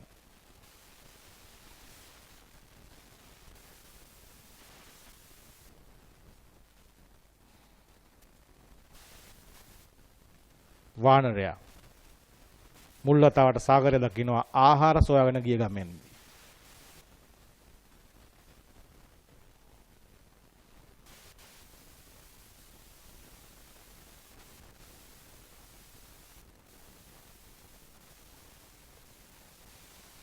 සාගරයේ සුවිශාල භාවයෙන් හඬින් සමාල නිස්කලංක භාවයෙන් මේ වානරයා පුදුමයටපත් වෙනවා.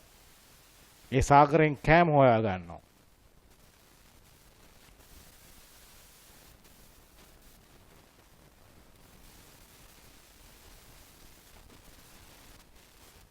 නමුත් මෙතෙන්දි වෙච්ච සුවිශේෂී දේ තමයි වනාන්තරය තුලින් හම්බෙච්ච ආහාර වලට වඩා මේ සාගරයෙන් හම්බෙච්ච ආහාර වල වෙනසක් තියෙනවා. රාත්‍රී කාලය සාගරයේ ආසන්නයේ ගහක් උඩ වානරයා ගත කරනවා. ඒක කැලේ ඇතුළේ ඉන්නවට වඩා ආරක්ෂිතයි. සත්තුන්ගෙන් තියෙන අනුතුරු අඩුයි. දැන් ආහාර සොයාගන්නේ මූදෙන්. මේ මූදේ තියෙනවා ලුණු. මේ ලුණු වල තියෙනවා අයඩින්. අපේ කෑම මොහොදු ආහාර වලට මාරු වීමත් සමගම කැලේ ඉන්න සත්තුන්ට වඩා අපිට අයඩින් කෑම අයඩින් ආහාර ගැනීම වැඩි වෙනවා. මෙතන තමයි අපි වෙනස් වෙන්න ගත්ත තැන. අයඩින් වැඩියෙන් ගන්නකොට මොලේ හයිපොතැලමස්යේ ක්‍රියාකාරීත්වය වැඩි වෙනවා. ඒක විද්‍යාඥයෝ හොයාගෙන තියෙනවා. අපි තර්ක කරන්නේ තර්ක බුද්ධිය ගොඩනගා ගන්නේ මෙන්න මේ මොලේ මේ කොටසෙන්. ඒ අනිත් සත්තුන්ට වඩා වැඩි වෙනවා. අනිත් සත්තුන්ට වඩා වැඩි වෙනවා. මේ අයඩින් ආහාර ගැනීම නිසා මේ වානරයාගේ බුද්ධිය, තර්ක ශක්තිය, ස්මරණ නැත්තම් මතක තබා ගැනීම හැකියාව වැඩි වෙනවා.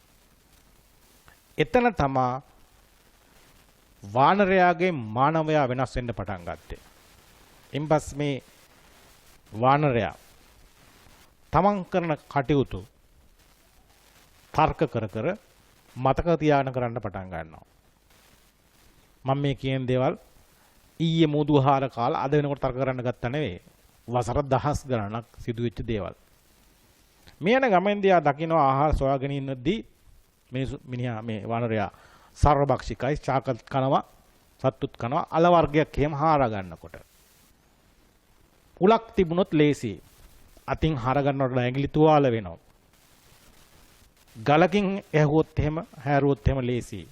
මරා ගන්න සතෙකුට උල් ගලකින් පහර දුන්නොත් සතා මරා ගන්න ලේසි. විද්‍යාවෙන් දැන් පැහැදිලි කරනවා මේ උලක් තිබ්බහම අපි හිතමු ගලක තියෙන උලක් කියලා.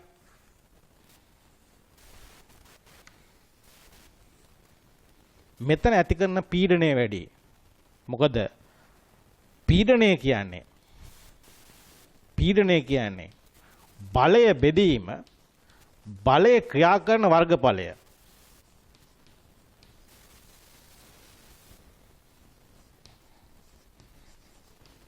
බලය බෙදීම, බලය ක්‍රියා කරන වර්ගඵලය. මෙතන වර්ගඵලය අඩුයි. වර්ගඵලය අඩු වුණාම පීඩනය වැඩි. ඒ වැඩි පීඩනයෙන් හින්දා අල හාර ගන්න පුළුවන්. සත්තුන්ගේ හැම හාරගෙන කිඳා බහගෙන මසට යන විදියට සතෙක් මරා ගන්න පාරක් කෙල්ල කරන්න පුළුවන්. අන්නේ දැනුමත්පත් කරගත්ත මිනිස්සයා අවට පරිසරයෙන් හොයා ගන්නවා උල්ගල්. ඒකෙන් පාර දෙනවා සත්තුන්ට. ඒකෙන් පළවැල නෙලා ගන්නවා. අලහාර ගන්නවා. මිනිහාට තියෙන දැන් මේ මොලේ වැඩිච්ච මොලේ වර්ධනය වෙච්ච මිනිස්සුන්ට දැන් මේවා මතක තියාගන්න පුළුවන්. ඒ දැනුම තමන්ගේ වර්ගයාට දෙනවා. ඊළඟ පරම්පරාවට දෙනවා. එහෙම පරම්පරාව යද්දී අලුත් දැනුමත් එකතු වෙනවා. ගල් හොයාගද්දී සමහරවිට ගලකින් ගලකට ගහද්දී තේරෙන්නේ නැති ගල් පතුරු කැඩලා ගිහිල්ලා උල් ගල් හදා ගන්න පුළුවන් කියලා. ඒ හින්දා උල්ගල් හොයාගෙන යනවට වඩා හොයාගන්න තමයි හැමතැනම නැහැ. උල්ගල් හදාගන්න පුළුවන් කියලා මේ මානවය තේරුම් ගන්නවා. දැන් වානරයා මානවය වෙලා පරිණාමය වෙලා ඉන්නේ. කැලේ ඉන්නේ. ගල් වලින් ආයුධ හදාගන්න පටන් ගන්නවා. අතේ තියාගෙන මේ ආයුධයෙන් පහර දෙනට වඩා මේ ආයුධයට මිටක් ගහගත්තොත් ලීයෙන් මිටක් ගහ ගන්නවා කියන්නේ ඒ ගල් ආයුධ ලී එක තියලා මරාගත සතෙක්ගේ හැමෙන් ගැට ගහන්න ඉගෙන ගන්නවා. දැන් තියෙනවා ගල් හෙල්ලයක්. දැන් ලේසි අරට වඩා සතුන්ට පහර දෙන්න. සමහරලාට මේ වර්ග ගෝත්‍රික අතර සටන් ඇති වෙනවා. ඒ සටන් වලදී ආයුධ තියෙන පාර්ශවයේ අනිත් පාර්ශවයේ අභිබවාගෙන මැඩපවත්වාගෙන ජයග්‍රහණය කරනවා. දැනුත් ඒක නෙවෙන්නේ න්‍යෂ්ටික ආයුධ තියෙන ඇමරිකාව අනිත් අය බය කරගෙන ඉන්නේ. කොච්චර දුප්පත් රටක් වුණත් උතුරු කොරියාව කිම් ජොන් උල් ලෝකෙන් බය කරන් ඉන්නේ න්‍යෂ්ටික ආයුධ තියෙන හින්දානේ. අන්න ඒ වගේ ආයුධ හදා ගන්න ගල් වලින් ගල් ආයුධ භාවිතය පටන් ගන්න. කෑම හොයාගෙන යන මිනිහා රාත්‍රී කාලයක අසොඩ ඉන්නකොට සත්තුන්ගේ නොයෙක් කරදර මිනිස්සුන්ට වඩා දරුණු සත්තු කැලේ ඉන්නවා. මේ මිනිස්සු මරන් කනවා. දුර්වල මිනිස්සු ඒ කියන්නේ ළමයි, වැඩිමි අය, රෝගී කට්ටිය මරන් කනවා. රෑ නිදාගද්දි හිටපෙක උදේ බලද්දි නෑ. කෑලි මස් කෑලි ටික විතරයි තියෙන්නේ. මෙතෙන්දී මිනිහා තේරුම් ගන්නවා බලන්තරේ කලදර වැඩි. ඇවිදිනකොට හම්බ වෙනවා ස්වභාවික ඉදිවුණු ගල් ගුහාවල්. මේ ගල් ගුහා තුළ ජීවත් වෙන්න පටන් ගන්නවා. ගල් ආයුධ භාවිතා කරමින් ගල් ගුහා තුළ ජීවත් වෙන මේ යුගය වර්තමානයේ අපි හඳුන්වනවා ගල් යුගය කියලා. මිනිස් ඉතිහාසයේ පුතේ අපි වැඩිම කාලයක් ගත කරේ අවුරුදු මිලියන ගණනාවක් ගත කරේ ගල් යුගයේ. ගල් යුගයේ ලංකාවෙත් බටදඹ ලෙන වගේ ඓතිහාසික සාක්ෂි තියෙනවා අපි මේ ගල් යුගයේ ලංකාවෙත් ඉඳලා තියෙනවා කියලා. මිට අවුරුදු 40000කට පවා කලින්. ඒ ආදී මානවයා ඒ ආපු ගමන තමයි අපි මේ වර්තමානයේ අන්තර්ජාලය භාවිතා කරමින් චන්දිකා තාක්ෂණය භාවිතා කරමින් හඳ තරණය කරමින් ගත කරන්නේ. අන්නේ ඒ හිටපොතෙන් ඉඳන් මෙතෙන් එන්න ඉවහල්ුනේ අපි හොයාගත් නැත්නම් අත්පත් කරගත් දැනුම ගැටලු විසඳන්න පාවිච්චි කිරීම හේවත් ඉංජිනේරු තාක්ෂණයේ බලමහිමේ. right ලියාගමු. ආදී මිනිසා කියලා ලියන්න මේ රූපය කටයන්න දීලා ඇති.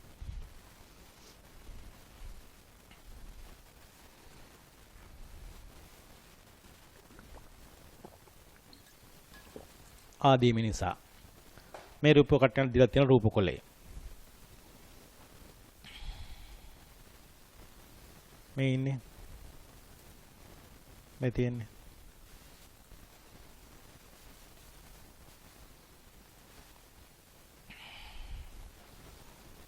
මීට වසර මිලියන 7කට පමණ පෙර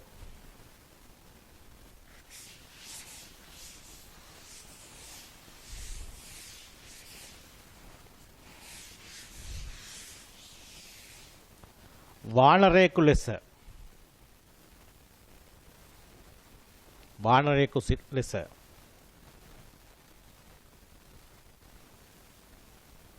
සිටි මිනිසා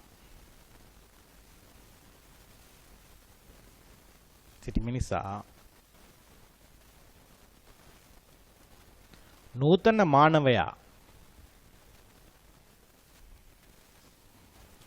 මානවයා දක්වා පරිණාමය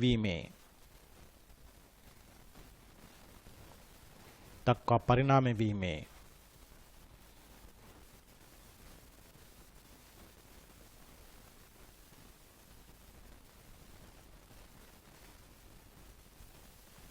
ප්‍රධාන හේතු සාධකය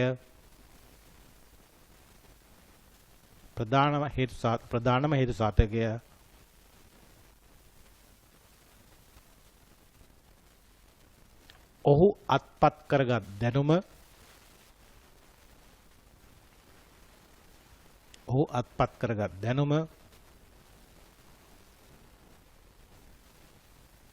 ප්‍රායෝගික ජීවිතයේ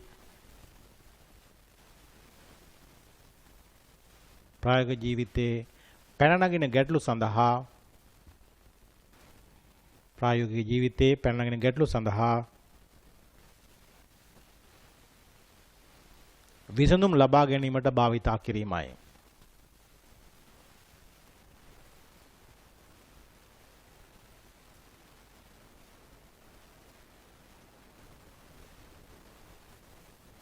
ආදී මිනිසා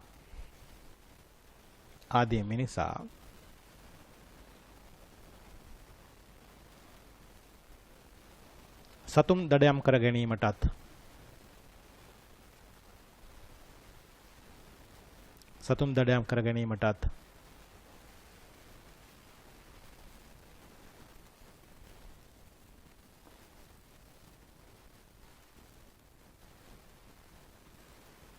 අලවර්ග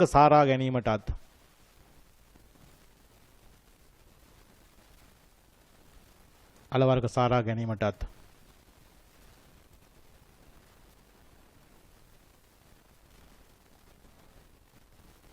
ගල් ආයුධ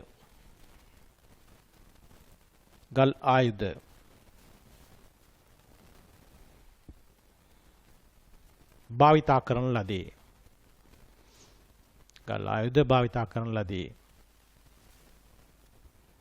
මෙන්න මේ රූපය උතන ඇලවෙන්න ඕන දැන්. මේ දෙවෙනි රූපය අද දවසේ මෙතන ඇලවෙන්න ඕන. අලවණ්ඩිට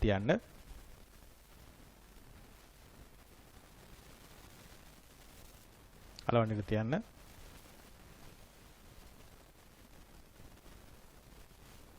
ඊට ලියමු.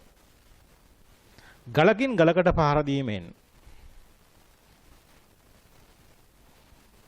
ගලකට පහර දීමෙන්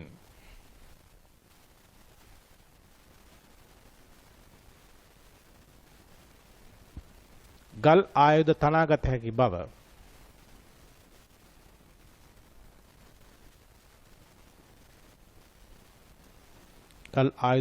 හැකි බව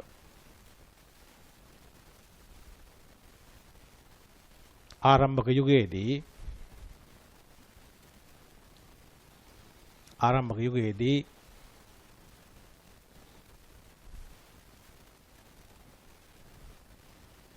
ඔහු අත්පත් කරගත් දැනුම අතරින්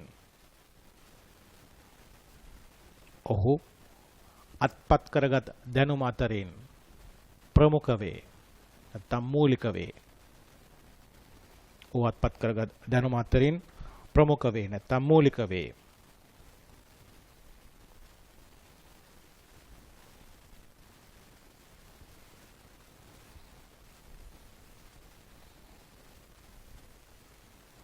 මෙලෙස ගල් ආයුධ තැනීමේදී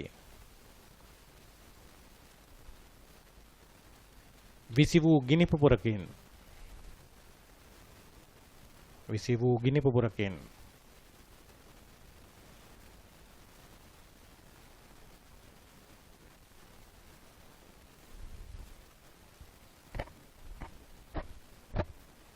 ගින්දර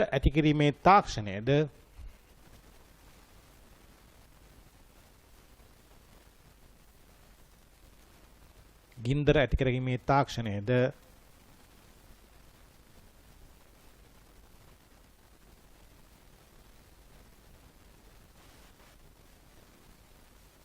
මිනිස් ශිෂ්ටාචාරය වෙනස්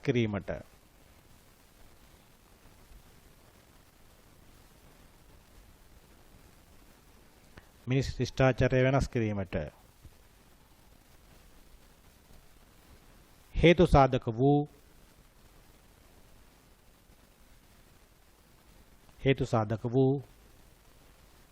දැවැන්ත සොයා ගැනීමකි.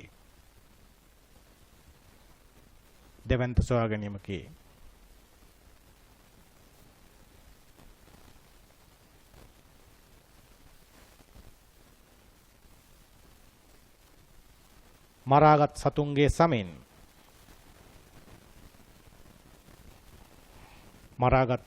සමෙන්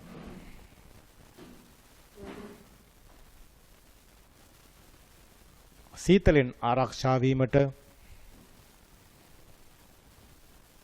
සීතලෙන් ආරක්ෂා වීමට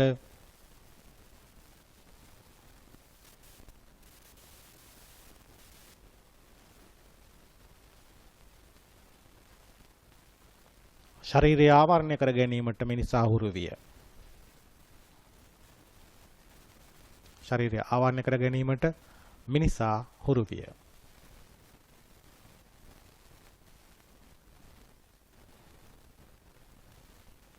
හරි. දැන්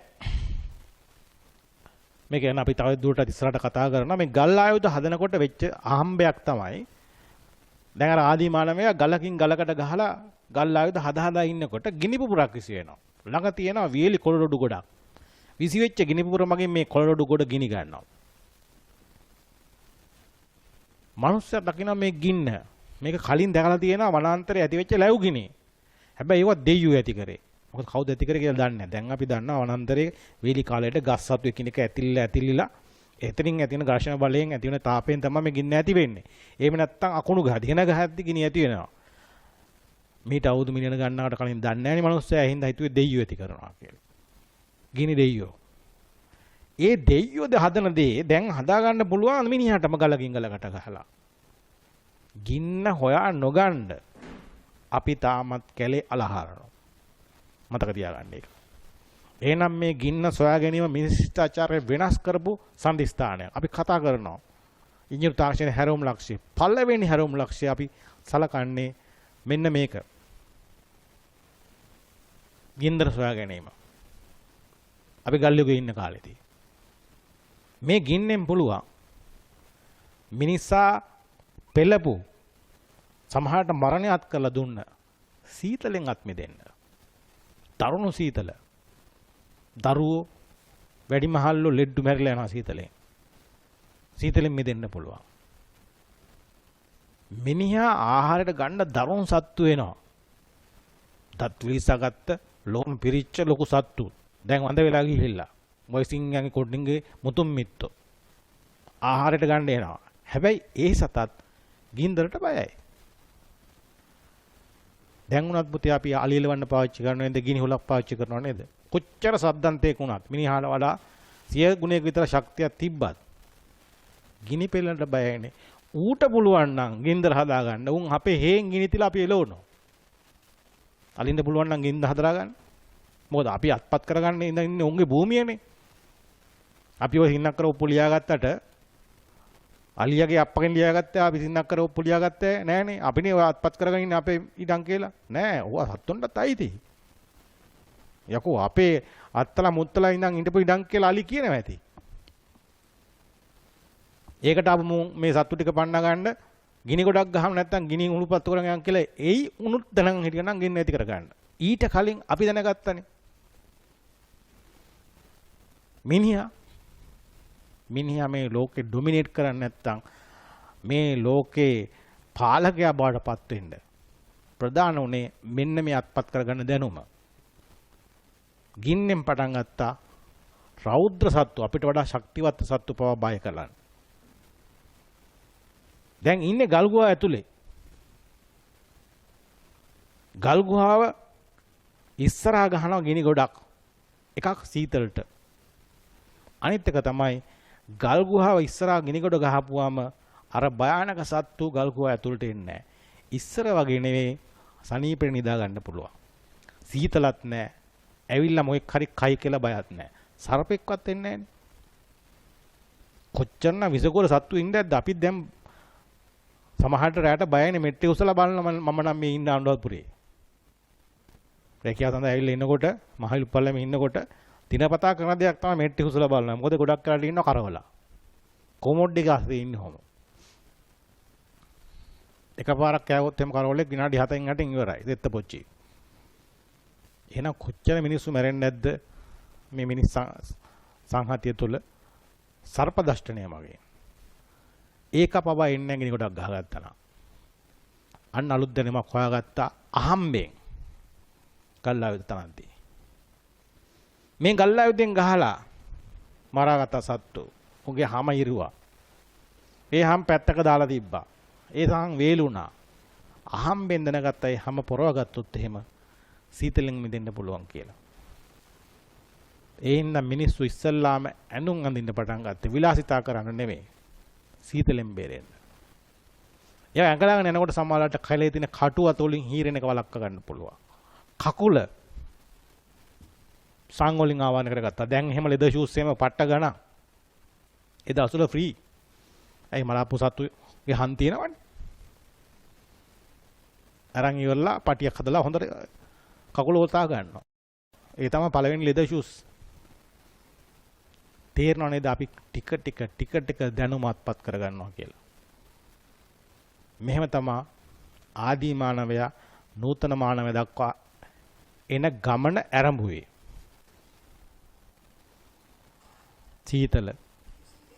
සීතලෙන් මිදෙන්න සතුන් මරාගත්ත සතුන්ගෙන් හදාගත්ත සත්ත්ව සමින් නියම කළ ඇඳුම්. නමුත් ආහාර සඳහා සටන තියෙනවා. දැන් තියෙන්නේ ගල් ආයුධ භාවිතය. ගල් ආයුධයට මිටක් ගහලා ඉවරලා සතුන් මරා ගන්නවා. නමුත් දරුණු සීතල ආහාර හිගය තාමත් මිනිහා පෙළනවා. ගින්න ඇති කරන ඇති වාගෙන හිටියේ. ඒ හදපු ගින්නෙන් ආහාර පුලුස්සගෙන කණ්ඩ පුරුදු වුණා.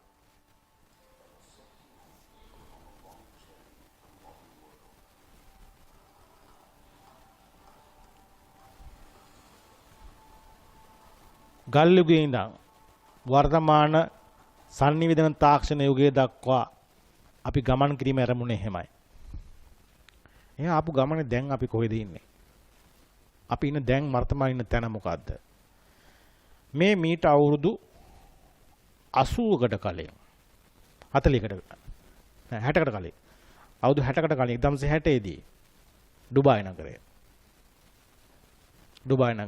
මීට අවුරුදු 60කට කලින් බාන කාන්තාරය ලොකු ගන්නලි එකක් දෙකක් තියෙනවා. වරාය පේන්න තියෙනවා. මෙහෙම තිබ්බ ඩුබායි නගරය වර්තමානයේ පේන්නේ කොහොමද?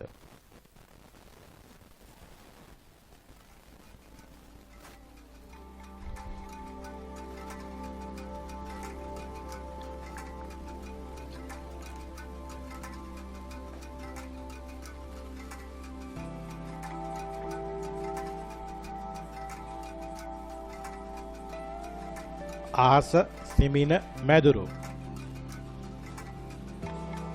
සමහර ගොඩනැගිලි කිලෝමීටරයක් තරම් උසයි.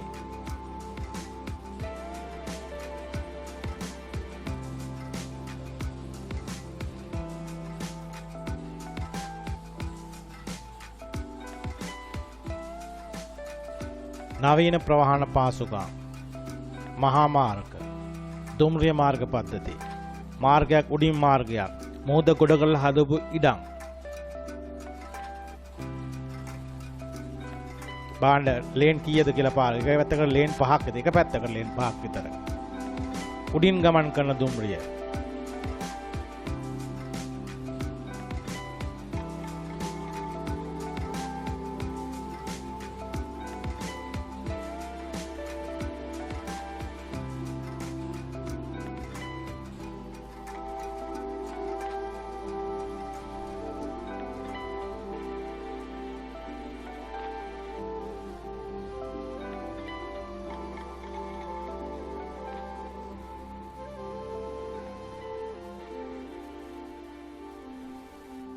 ලෝකයේ උසම ගොඩනැගිල්ල බර්ජ් ඛලීෆා.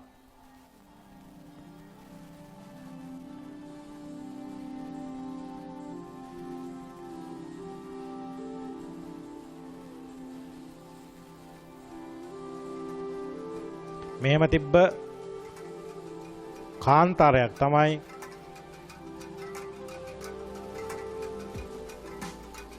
නවීන නගරයක් බවට පත් කරලා තියෙන්නේ. මෙහෙම තිබ්බ කාන්තාරය දැන් තියෙන්නේ මෙහෙම. කවුද ගෙනාවේ? තාක්ෂණය. තාක්ෂණය නොවුණා නම්, එන්ජින් තාක්ෂණය නොතිබුණා නම් තාමත් එතන කාන්තාරය. එහෙනම් අර ගල් යුගයේ හිටිය මිනිස්සුත් මෙතන ගෙනත් තියෙන්නේ. නවීන මේ ලෝකයට ගෙනත් තියෙන්නේ තාක්ෂණය මගින්. ඉතින් අපි ආයත් ගල් යුගයේ ඉඳන් මිනිහා කරපු දේවල් බලනවා. ගල් ආයුධ භාවිතා කරා. ඒ ආයුධයට මිටක් ගහලා ඉවරලා හදාගත්ත ගල් පොරවක්. ගල් පොරවක් හදාගත්තා. ස්ක්‍රීන් එක බලන්න. ගල් පොරවක්. කලින් තනි ගලකින් අතින් පහළ දීලා කපනවට වඩා මේ පොරවෙන් ගහක් කපා ගන්න එක පහසුයි කියලා මිනිහා වටා ගත්තා. මේ තියෙන ගල් පොරවක් භාවිතයෙන් ගසක කඳක් කපා ගන්න විදිය.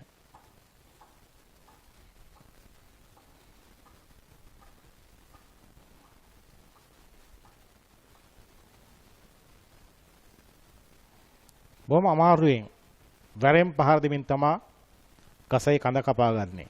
මේ ගල් ආයුධයෙන්. දැන් අහන්න එපා කවුද යකෝ මේ අවුරුදු දහස් ගානට ඉස්සෙල්ලා මේවා වීඩියෝ රෙකෝඩ් කරේ කියලා. ඒක මම අහන්න එපා. දැන් අපි ගහක් කපන්නේ කොහොමද? ගොඩක් දෙනා නම් කපන්නේ පොරව භාවිතයෙන්. මොකද අපි ලෝහ හොයාගත්තා. මුලින්ම හොයාගත්තේ තමින් පස්සේ යකඩ හොයාගත්තා. යකඩ භාවිතයෙන් ආයුධ හැදුවා. ඒ ආයුධ වලින් හදපු වැදගත් ආයුධ තමයි පොරව. ඒ පොරව භාවිතයෙන් තමයි අපි ගස් කැපුවේ. බදුර්දීන් හිටන් ගස් කැපුවේ. හරි? ගස් කපලා. මිනිසා Tamanට වගා කරන්න අවශ්‍ය භූමිය හොයාගත්තා. කලින් අර ගල් ආයුධෙන් පහර දීදී ඉන්න තරම් අසීරු නැහැ. පහර කීපයක් දීලා ගහ බිම දා ගන්න පුළුවන්.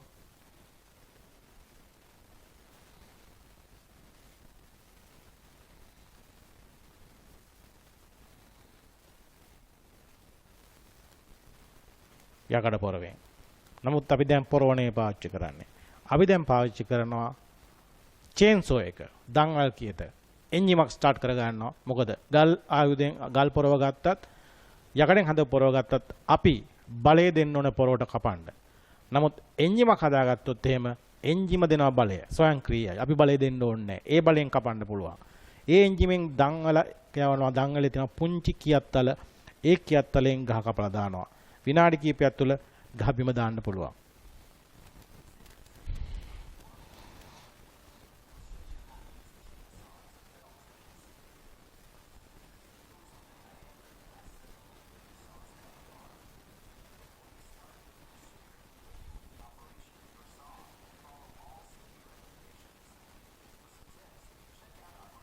එන්ජිම ස්ටාර්ට් කරගත්තා කපලා දැම්මා. කොච්චර ලේසිද බලන්න කලින් කරපු ක්‍රමයට වඩා ගහක් කපන එක. වර්තමානයේ ඊටත් වඩා එහාට ගිහිලා තියෙන්නේ. බලන්න මේ ගස් කපන විදිය.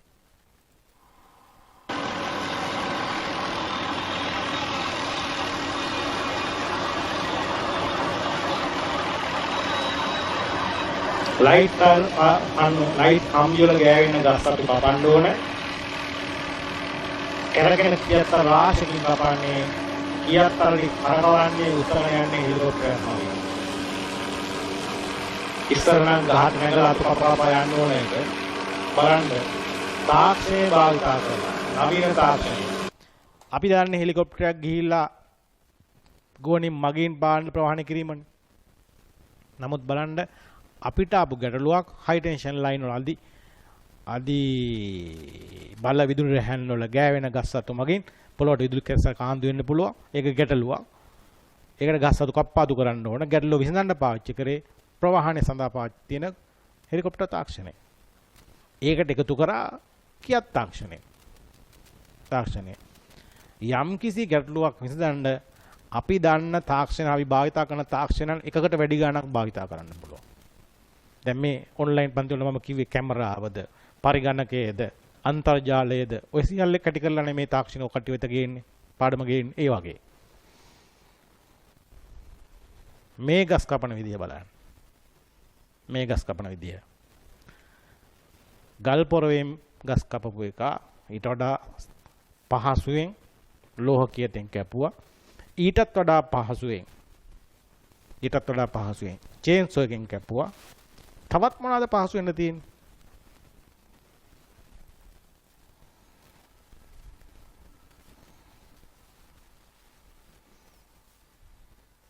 තප්පර පහ යන්නේ ගහ කපන්න.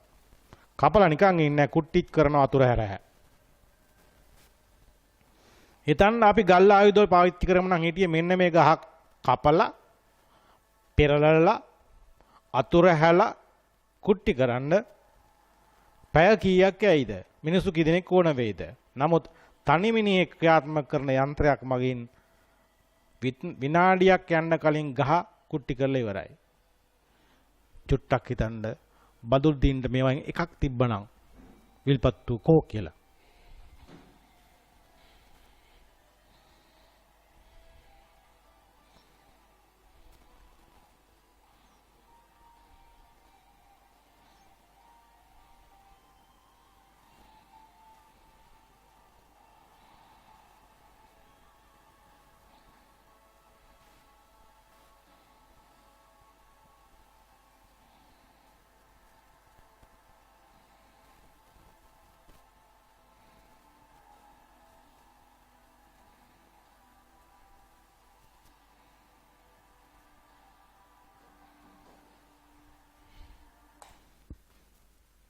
පේනනේ තාක්ෂණය අපි අරන් ආපු තැන. ඉස්සරහට එතකොට අතින් ගලකින් පාර දුන්නා. මිටක් හයි කළ ගල් පොරව. ඊට පස්සේ ලෝහ පොරව. ඊන් පස්සේ චේන්සෝ එක. ඊන් පස්සේ මෙන්න මේ යකා.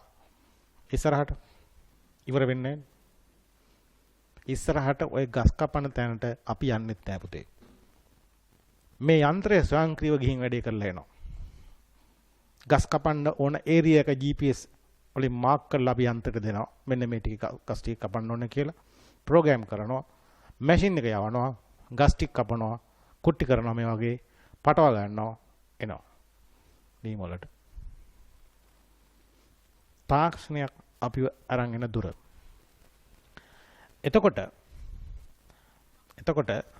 මිනිස් ශිෂ්ටාචාරයේ තුල අපි මේසා දුරක් ඇවිල්ලා අපිට වඩා ශක්තිවන්ත අපිට වඩා ශරීර ප්‍රමාණයෙන් විශාල සත්තු පවා අභිභවාගෙන මේ ලෝකයේ අයිතිය තහවුරු කරගන්න හැකි වෙලා තියෙන්නේ මිනිසා අත්පත් කරගත් මේ තාක්ෂණය. ඒක හොඳටත් වෙන්න පුළුවන් නරකටත් වෙන්න පුළුවන්. ගස් කපන එක නැතුවම බැරි අවස්ථා තියෙන අපිට ගයක් හදාගන්න ගස් කපන්න වෙනවා. වගා භූමියක් සඳහා ගස් කපා ගන්න වෙනවා. නමුත් අසීමාන්තව මේක කරන්න ගියොත් එහෙම අපිට අවශ්‍ය වාෂාව රඳවා ගැනීමට හම්බෙන්නේ කාබන් ඩයොක්සයිඩ් ඔක්සිජන් කරන පරිවර්තනය සිද්ධ වෙන්නේ. ඒ හින්දා තාක්ෂණය හොඳටත් පාවිච්චි කරන්න පුළුවන් නරකටත් පාවිච්චි කරන්න පුළුවන්. දුරකථනය ගන්නකො කට්ටිය දැන් මේ පාඩම බලන්නේ දුරකථනයෙන්. ගොඩක් දෙනා ස්මාර්ට් දුරකථනයෙන්. හැබැයි ඔය දුරකථනෙම පුළුවන් කට්ටියන්ට අනවශ්‍ය වෙබ් අඩවි ගේම් වලට බැහැ වෙන්න. නරකට යොමු වෙන්න. අනවශ්‍ය කල්ලි ගහින්න පාවිච්චි කරන්න. තාක්ෂණය හොඳටත් පාවිච්චි කරන්න පුළුවන් නරකටත් පාවිච්චි කරන්න පුළුවන්. අපි උදාහරණයක් ලියලා යමු ගල් ආයුධ සම්බන්ධයෙන්. ගල් පොරක රූපයක් ඔයාලට රූප කොලේ දීලා ඇති. මේ ස්ක්‍රීන් එක කට වම් පැත්තේ දකින්න රූපය ඔයාලට දුන්න රූප කොලේ දකුණු යට කෙළවරේම තියෙනවා. ඒක අලවන්න ඉඳ තියලා ලියමු. ඉඳ තියලා ලියමු. උදාහරණයක් ලෙස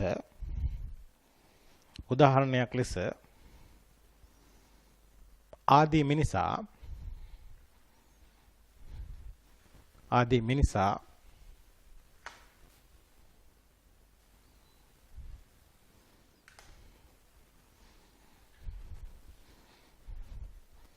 ගල් ආයුධයකට මිටක් සවිකොට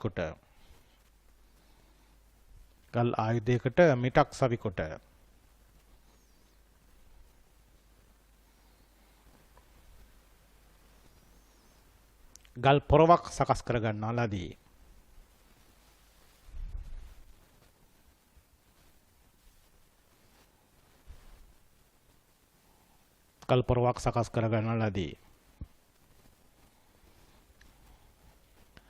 ලෝහ සොයා ගැනීමෙන් අනතුරුව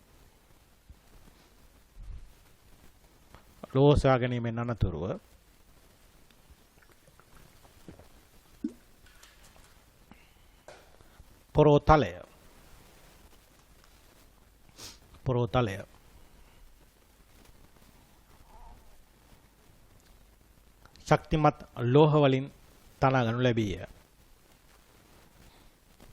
ශක්තිමත් ලෝහ වලින් තනා ගනු ලැබීය. මේ රූපෙත් දීලා ඇති රූප කොලේ ඒක අලවන්න ඉඩ තියන්න. ඉතින් උඩම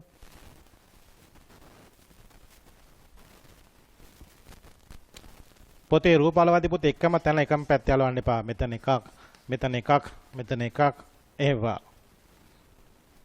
ටිකක් සිග්සැග් කරන්න. එතකොට තමයි වඩා හොඳ. මෙතනක් කෙලෙව්වා, ඒක සටහන් ලියුවා. ඊපස් ඊළඟ මෙතන ඇලෙව්වා, ඒක සටහන් ලියුවා.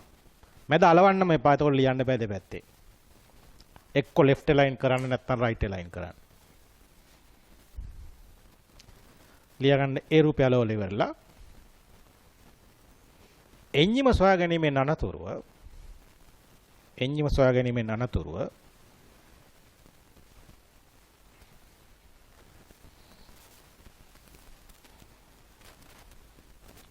නිපදවන ලද සැහැල්ලු එන්ජිමකට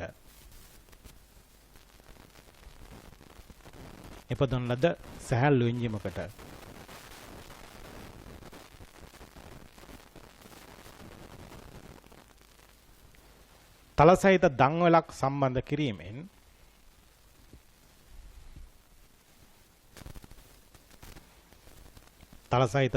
සවි කිරීමෙන්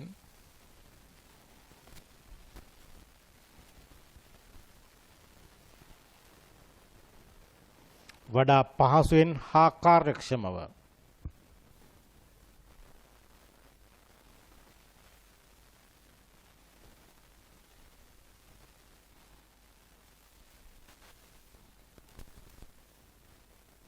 දන්වැල් කියත මගින් ගස් කැපීම වර්තමානයේ සිදුවේ.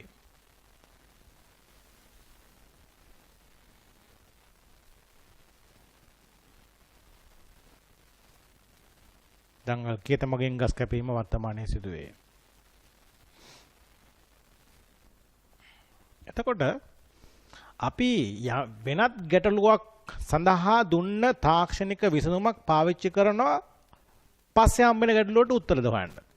උදාහරණයක් විදිහට මේ එන්ජිම ගත්තොත් එහෙම එන්ජිම ඉස්සල්ලාම හැදුවේ වාහන වලටත් නෙමෙයි. නෑ වාහන වලට නෙමෙයි.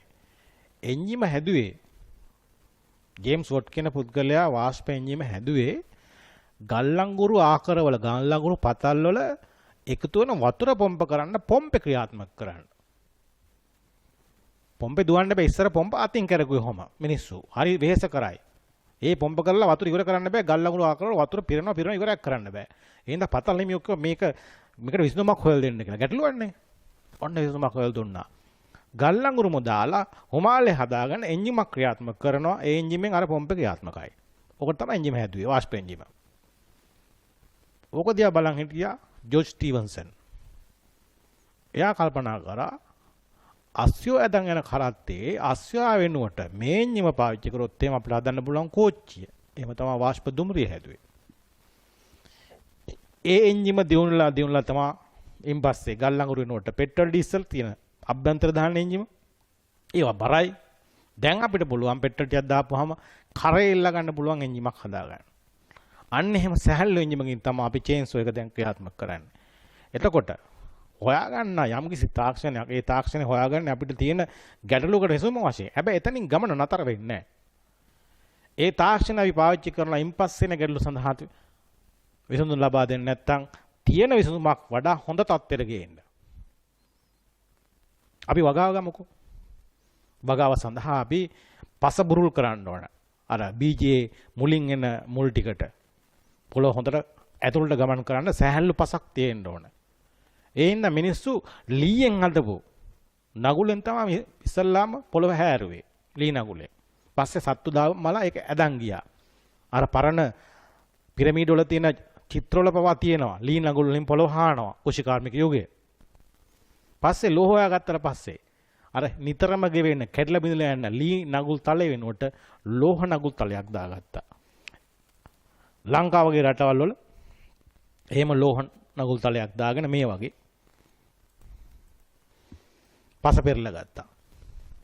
පස පෙරලා ගත්තා.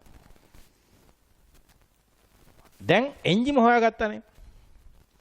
එන්ජිම හොයාගත්තට පස්සේ හරක වෙනුවට ආවා එන්ජිම රෝද හතරකුත් එක්ක. දැන් බලන්න දැන් මේ යකඩ හරකා මුලින් එහෙම තමයි කිව්වේ. නගුල් තල කීයක් ඇදන් යනවද කියලා. නගුල්තල කීයක්? මේ බලන්න.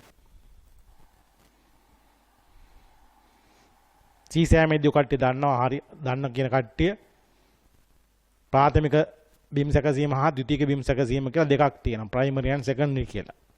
දෙපාරක් හාන්න ඕනේ. ඉස්සල්ලා පස පෙරලන්න ඕනේ, ඊපස්සේ කැට කුඩු කරන්න ඕනේ. මේ ටැට්‍රේ මේ වැඩ දෙකම එකපාර කරනවා. පිටිපස්සේ තියෙන නගුලෙන් පස පෙරලනවා, පැත්තේ තියෙන නගුලෙන් කැට කුඩු කරනවා.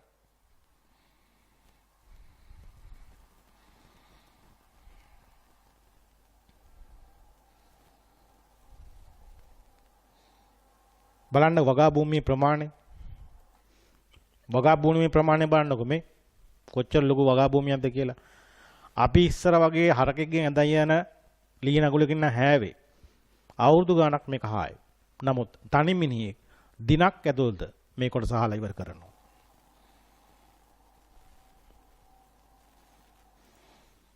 අපි දන්න කාලෙත් ගොයන් කැප්පේ මේ විදියට. කොන්ද නමාගෙන දෑකැත්තකින් ගොයන් කැපුවා. දෑකැත්තෙන් කපලා ගන්න ගොයන් ටික බැත උප්පිඩි හදාගෙන ඔළුවේ තියාගෙන ගිහිලා කාටු වල කහන කාටු ඇඟ පුරා හලාගෙන ගිහිල්ලා කමතකට දැම්මා. කමතේ දාලා අතුරලා ඉන්පස්සේ හරක්ගෙන් මැඩෙව්වා.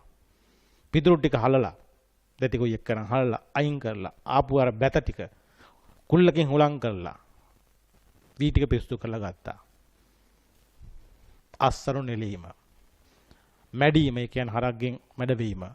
කුල්ලෙන් පිරිසුදු කිරීම. කාරණා තුනක් අපි වෙන වෙනම කරා ඉතා දැඩි ශ්‍රමයක් දරලා. නමුත් වර්තමානයේ මොකෙද්ද යන්ත්‍රයක් එනවා. රෝම් ගාලා යනවා. කුඹල ටික වී ටික මල්ලකට එනවා. අස්සනු නිලීම, මැඩීම, පිරිසුදු කිරීම තනි යන්ත්‍රයක් කරලා දෙනවා.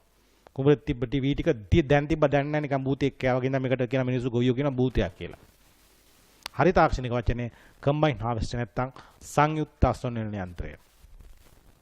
අස්වැන්න කපාගෙන කරලෙන් ඇට වෙන් කරලා කාටු ටිකයි පිදු ටික අයින් කරලා සුද්ධ කරලා දාලා දෙනවා පුරලා දෙනවා.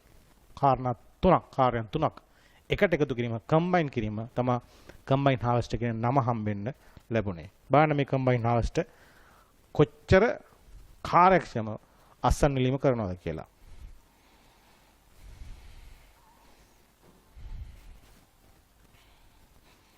පැයට කිලෝමීටර් 30ක විතර වේගෙන් ගමන් කරනවා. එක යන්ත්‍රයකට දවසට අක්කර 300කද කපන්න පුළුවන්.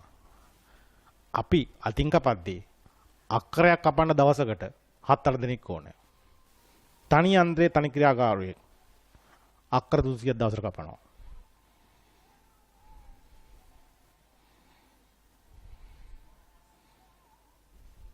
මීටත් වඩා තාක්ෂණය සඳහා උදාහරණ කොමටද? එන්ජිම හැදුවේ වතුර හින්ද. ඒ එන්ජිමෙන් පස්සේ වාහන දාන කරන්න පටන් ගත්තා. ඒ එන්ජිමම ඉන්පස්සේ යන්ත්‍රයට හයි කරලා ඉවරලා කුඹුරේ තියෙන අස්සන්න කපලා සුද්ධ කරලා මඩවල සුද්ධ කරලා ටැංකියකටත් දාන. අපිට තියෙන ගැටලුව අපිට බිලියන ගණනාවක බිලියන 20කද ජනතාවකට කන්න දෙන්න ඕන. ඒ සඳහා විශාල ප්‍රමාණයක් වගා කර ගන්න ඕනේ. තවදුරටත් අර හරක්ගෙන් ඇදගෙන යන නගුලෙන් පොළොව පෙරලා කන්න දෙන්න බෑ. ආහාර සාගතයක් ආහාර උණතපයක් එනවා. මේ විදිහට තමයි තාක්ෂණය භාවිතා කරලා ඉවරලා අන්නේ ඒ ගැටලුවට පිළියම් හොයාගෙන තියෙන්නේ. මේ විදිහට දරුවනේ උදාහරණ ඕන තරම් ගන්න පුළුවන්. ඉස්සරගත් දුරකථනය ගත්තොත් එහෙම ගෙවල් වල තිබ්බ කොට දැකලා නැතුව ඇති. මෙන්න මේ જાතිය දුරකථන. මේ જાතිය දුරකථන. ඒවා ඩයල් කරන්න ඕනේ. ඒක තමයි ඩයල් කියන වචනේ ආවෙත් එතනින්. අපි කියන්නේ කෝල් එකක් ගatti ඩයල් කරන්න ඕනේ කියලා. ඩයල් කියන්නේ මෙන්න මේ රවුම ඇඟිල්ලක් දාලා කරකවනකොට තමයි ඩයල් කරනවා කියන්නේ. ඩයල් කරනවා කියන්නේ. දැන් අපි ෆෝන් එකක් කරන් ඔබනටත් කියන්නේ නම්බර එක ඔබනටත් කියන ඩයල් කරනවන්නේ නෑ. ඩයල් කියන වචනේ ආවේ මෙතනින්. මේ කරකවනවා කියන එකෙන්. ඉස්සර ඩයල් කරේ මෙහෙමයි. The local news of the week. At midnight Saturday, the telephones in this city will be changed to dial service and all telephone numbers will be changed. Late this week, new directories will be delivered. Here are a few important suggestions for the use of your dial telephone. Before calling any number, first secure the number from your new directory. Then remove the receiver and listen for the dial tone. It sounds like this. That tone indicates everything is ready for your call. With the receiver off the hook, dial the desired number. For example, suppose you want to dial 23650. Dial each numeral in this manner, pulling the dial around to the finger stop each time. Be sure to allow the dial to freely return to its normal position. And this is the ringing signal. Ring tone එක. දැන් අපි dial කරනවා කියන්නේ මේ button ඔබනවාට. Button උත් නෑ දැන් touch screen එකනේ ඔබනවාට. තාක්ෂණ එක තැන පල් වෙන්නේ නැහැ. දින දින දුර ගමනක් යනවා. අපි ඉපදුන කාලේ අපි ඔය කට්ටිය වයසේ ඉන්න කොට අන්තර්ජාලය අහලා තිබෙත් නැහැ. මොබයිල් ෆෝන් එකක් දැකලා තිබෙත් නැහැ. දැන් ඔය කට්ටිය පාඩම් ටික බලන්නේ ස්මාර්ට් ෆෝන් එකක් කරහා. මෝටර තාක්ෂණය ගත්තොත් එහෙම. ඒක කොයිබට යයිද? ජෝර්ජ් ස්ටීවන්සන් දුම්රියෙන් පටන් ගත්ත තාක්ෂණය. ගමන් කරන්න පටන් ගත්ත තාක්ෂණය. වර්තමානයේ කොයි වගේ ඉසව්වකට ගමන් කරයිද? ඔයාලා අපි කවුරුත් කැමති වාහනයක් හිමි කරගන්න. වාහනයක් පදවගෙන යන්න. නමුත් ඔයාලා වාහන හිමියන් වන කාලය වෙනකොට තවදුරටත් වාහනේ ඩ්‍රයිව් කිරීම නැත්නම් පදවාගෙන යෑම අවශ්‍ය වෙන්නේ නැහැ. වාහනය තමන් විසින්ම පදවාගෙන යනවා. එහෙම නැත්නම් ස්වයංක්‍රීය ධාවනය කරනවා. self driving. ලෝකයේ මුල් වලට හඳුන්වලා දුන්න self driving තාක්ෂණ සහිත වාහනය BMW Next 100 කියන කාර් එක තමයි මේ හඳුන්වා දීමේ උත්සවය.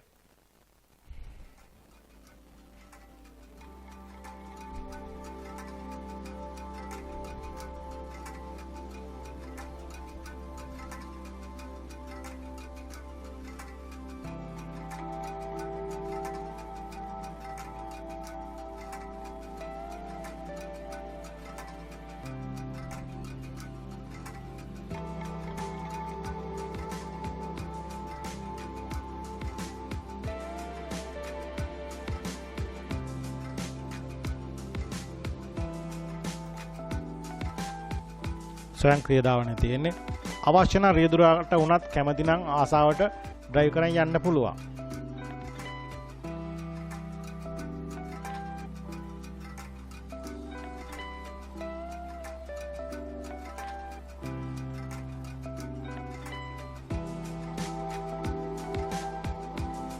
ටිකක් බලමු වෙන වීඩියෝකින්.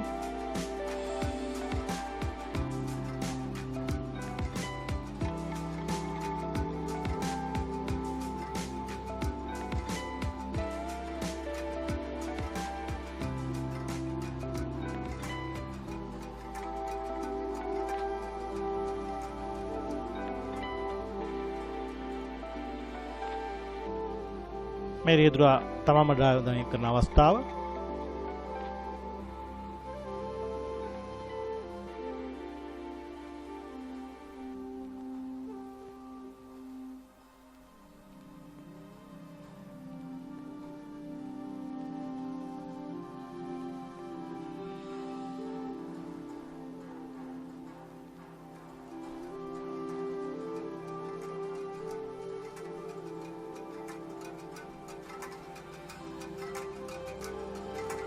මාර්ගයේ තියෙන අනතුරුදායක තත්ත්වයන් බාධාවන් හඳුනා ගැනීම දැකලා හඳුනා ගන්න හැකියාව තියෙනවා වාහනයට.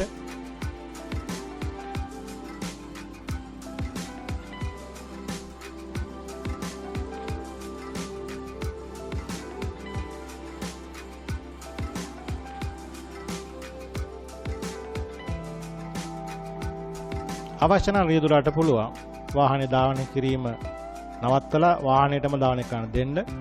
වාහනේ අනතුරක් අඳුනා ගැනීම අවස්ථාවක් මේ. බයිසිකලේ දානක දැනගත්තා. ඉන්න වාහනේ තමන් විසින්ම ස්ලෝ කරේ රියදුරා නෙවෙයි ස්ලෝ කරේ.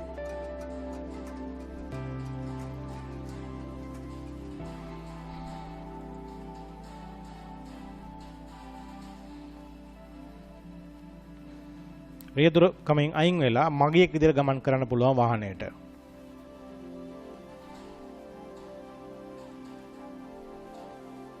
මගින් සමග සංනිවේදනය කර ගන්නත් පුළුවන්.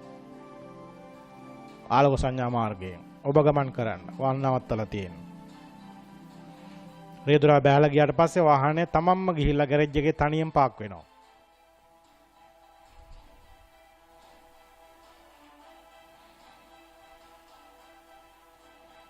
ඉතින් මේ BMW Next 100 වාහනය බලන්න රියදුරා කවුද කියලා. මේ 2016 අවුරුද්දේ පැරිස් මෝටර් ෂෝ එක මම බලන්න ගියා. ඒ අවස්ථාවේදී වාහනය මුල්වට ඉදිරිපත් කළා තිබ්බා මේකට. පදවන්න අවස්ථාවක් දුන්නේ නැහැ. නමුත් බලන්න අවස්ථාවක් දුන්නා. මෙන්න මේ විදිහට අපි දකිනවා අස්සෙක් ඇදන් ගිය කරත්තයක් ඉන්පස්සේ ගල්ලංගුරු එන්ජිමක් තියලා ඉන්පස්සේ එක ඩීසල් ලෝ පෙට්‍රල් එන්ජිමක් බඩපත් වෙලා වර්තමානයේ ස්වයංක්‍රීය දවන තත්වයට තාක්ෂණය ඔස්සේම තාක්ෂණය පියවරෙන් පියවර දිගුණ වෙන විදිය. අන්න ඒ තාක්ෂණය තමයි අපි මේ වසර දෙකක් වැනි කාලයක් පුරාවට වසර දෙකකට වැඩි කාලයක් පුරාවට සිලබස් එකක් ඔස්සේ ඉගෙන ගන්නේ. ඔයාලට දැනටමත් ටෙලිග්‍රෑම් ගෲප් වලට දීලා තියෙනවා. මෙන්න මේ සිලබස් එක. මේ තියෙන 12 සහ 13 ශ්‍රේණිය වල සිලබස් එක. මේ සිලබස් වල තියෙන පාඩම් ටික තමයි අනුපිළිවෙලට උනත් ගැළපෙන පිළිවෙලට මම ඉදිරිපත් කරන්නේ. කෙටියෙන් කිව්වොත් එහෙම 12 වසරේ ඔටෝමොබයිල් නැත්තම් වාහන පිළිබඳ තාක්ෂණය තියෙනවා. බලය සම්ප්‍රේෂණය කිරීමේ තාක්ෂණය තියෙනවා. මූලික විදුලි තාක්ෂණය කොහොමද විදුලියෙන් අපි වැඩ ගන්නෙ? විදුලියෙන් ක්‍රියාත්මක කරන උපකරණ මොනවද කියන තාක්ෂණය තියෙනවා. ඉදිකිරීමක් අපි කොහොමද මූලිකව කරන්නේ ගයක් ඉදි කරන්නේ කොහොමද කියන එක තියෙනවා. විදුලි තාක්ෂණය ඉද ගන්නවා ඉදි කරන ගෙදර කොහොමද අපි වයරින් නැත්තම් රැහැන්ගත කරලා විදුලි බලය සපයන්නේ කියන එක. ඊට අමතරව තියෙනවා මිනුම්කම සහ ආරක්ෂා පිළිබඳ පාඩමක්. ඔක්කොටම වඩා වැදගත් දෙයක් තියෙනවා ඉංජිනේරු ඇඳීම පාඩම තියෙනවා. මේ පිළිබඳව මම දාලා හැඳින්වීමක් ගියසුමනේ කරා. එතකොට මේ මාතෘකා අපි එකින් එක වෙන වෙනම සාකච්ඡා කරනවා. ලබන සමානයේ කියන්නේ ඊළඟ පාඩම දෙවෙනි පාඩමේ අපි ඉංජිනේරු තාක්ෂණයේ විකාශය හදාරනවා. දැන් මේ පිවිසුම තමයි ගත්තේ. යුග වශයෙන් අපි මේ දක්වා ආපු විදිය යුගයෙන් යුගයට අපි කතා කරනවා ලබන සමානයේ. එහෙනම් ලබන සමානයේ ඉංජිනේරු තාක්ෂණයේ අපි පහු කරපු යුග හා හැරවුම් ලක්ෂ්‍ය පාඩම ආරම්භ කරමින් දෙවෙනි පාඩමට පිවිසෙමු. එතෙක් ඔබට ආයුබෝවන්.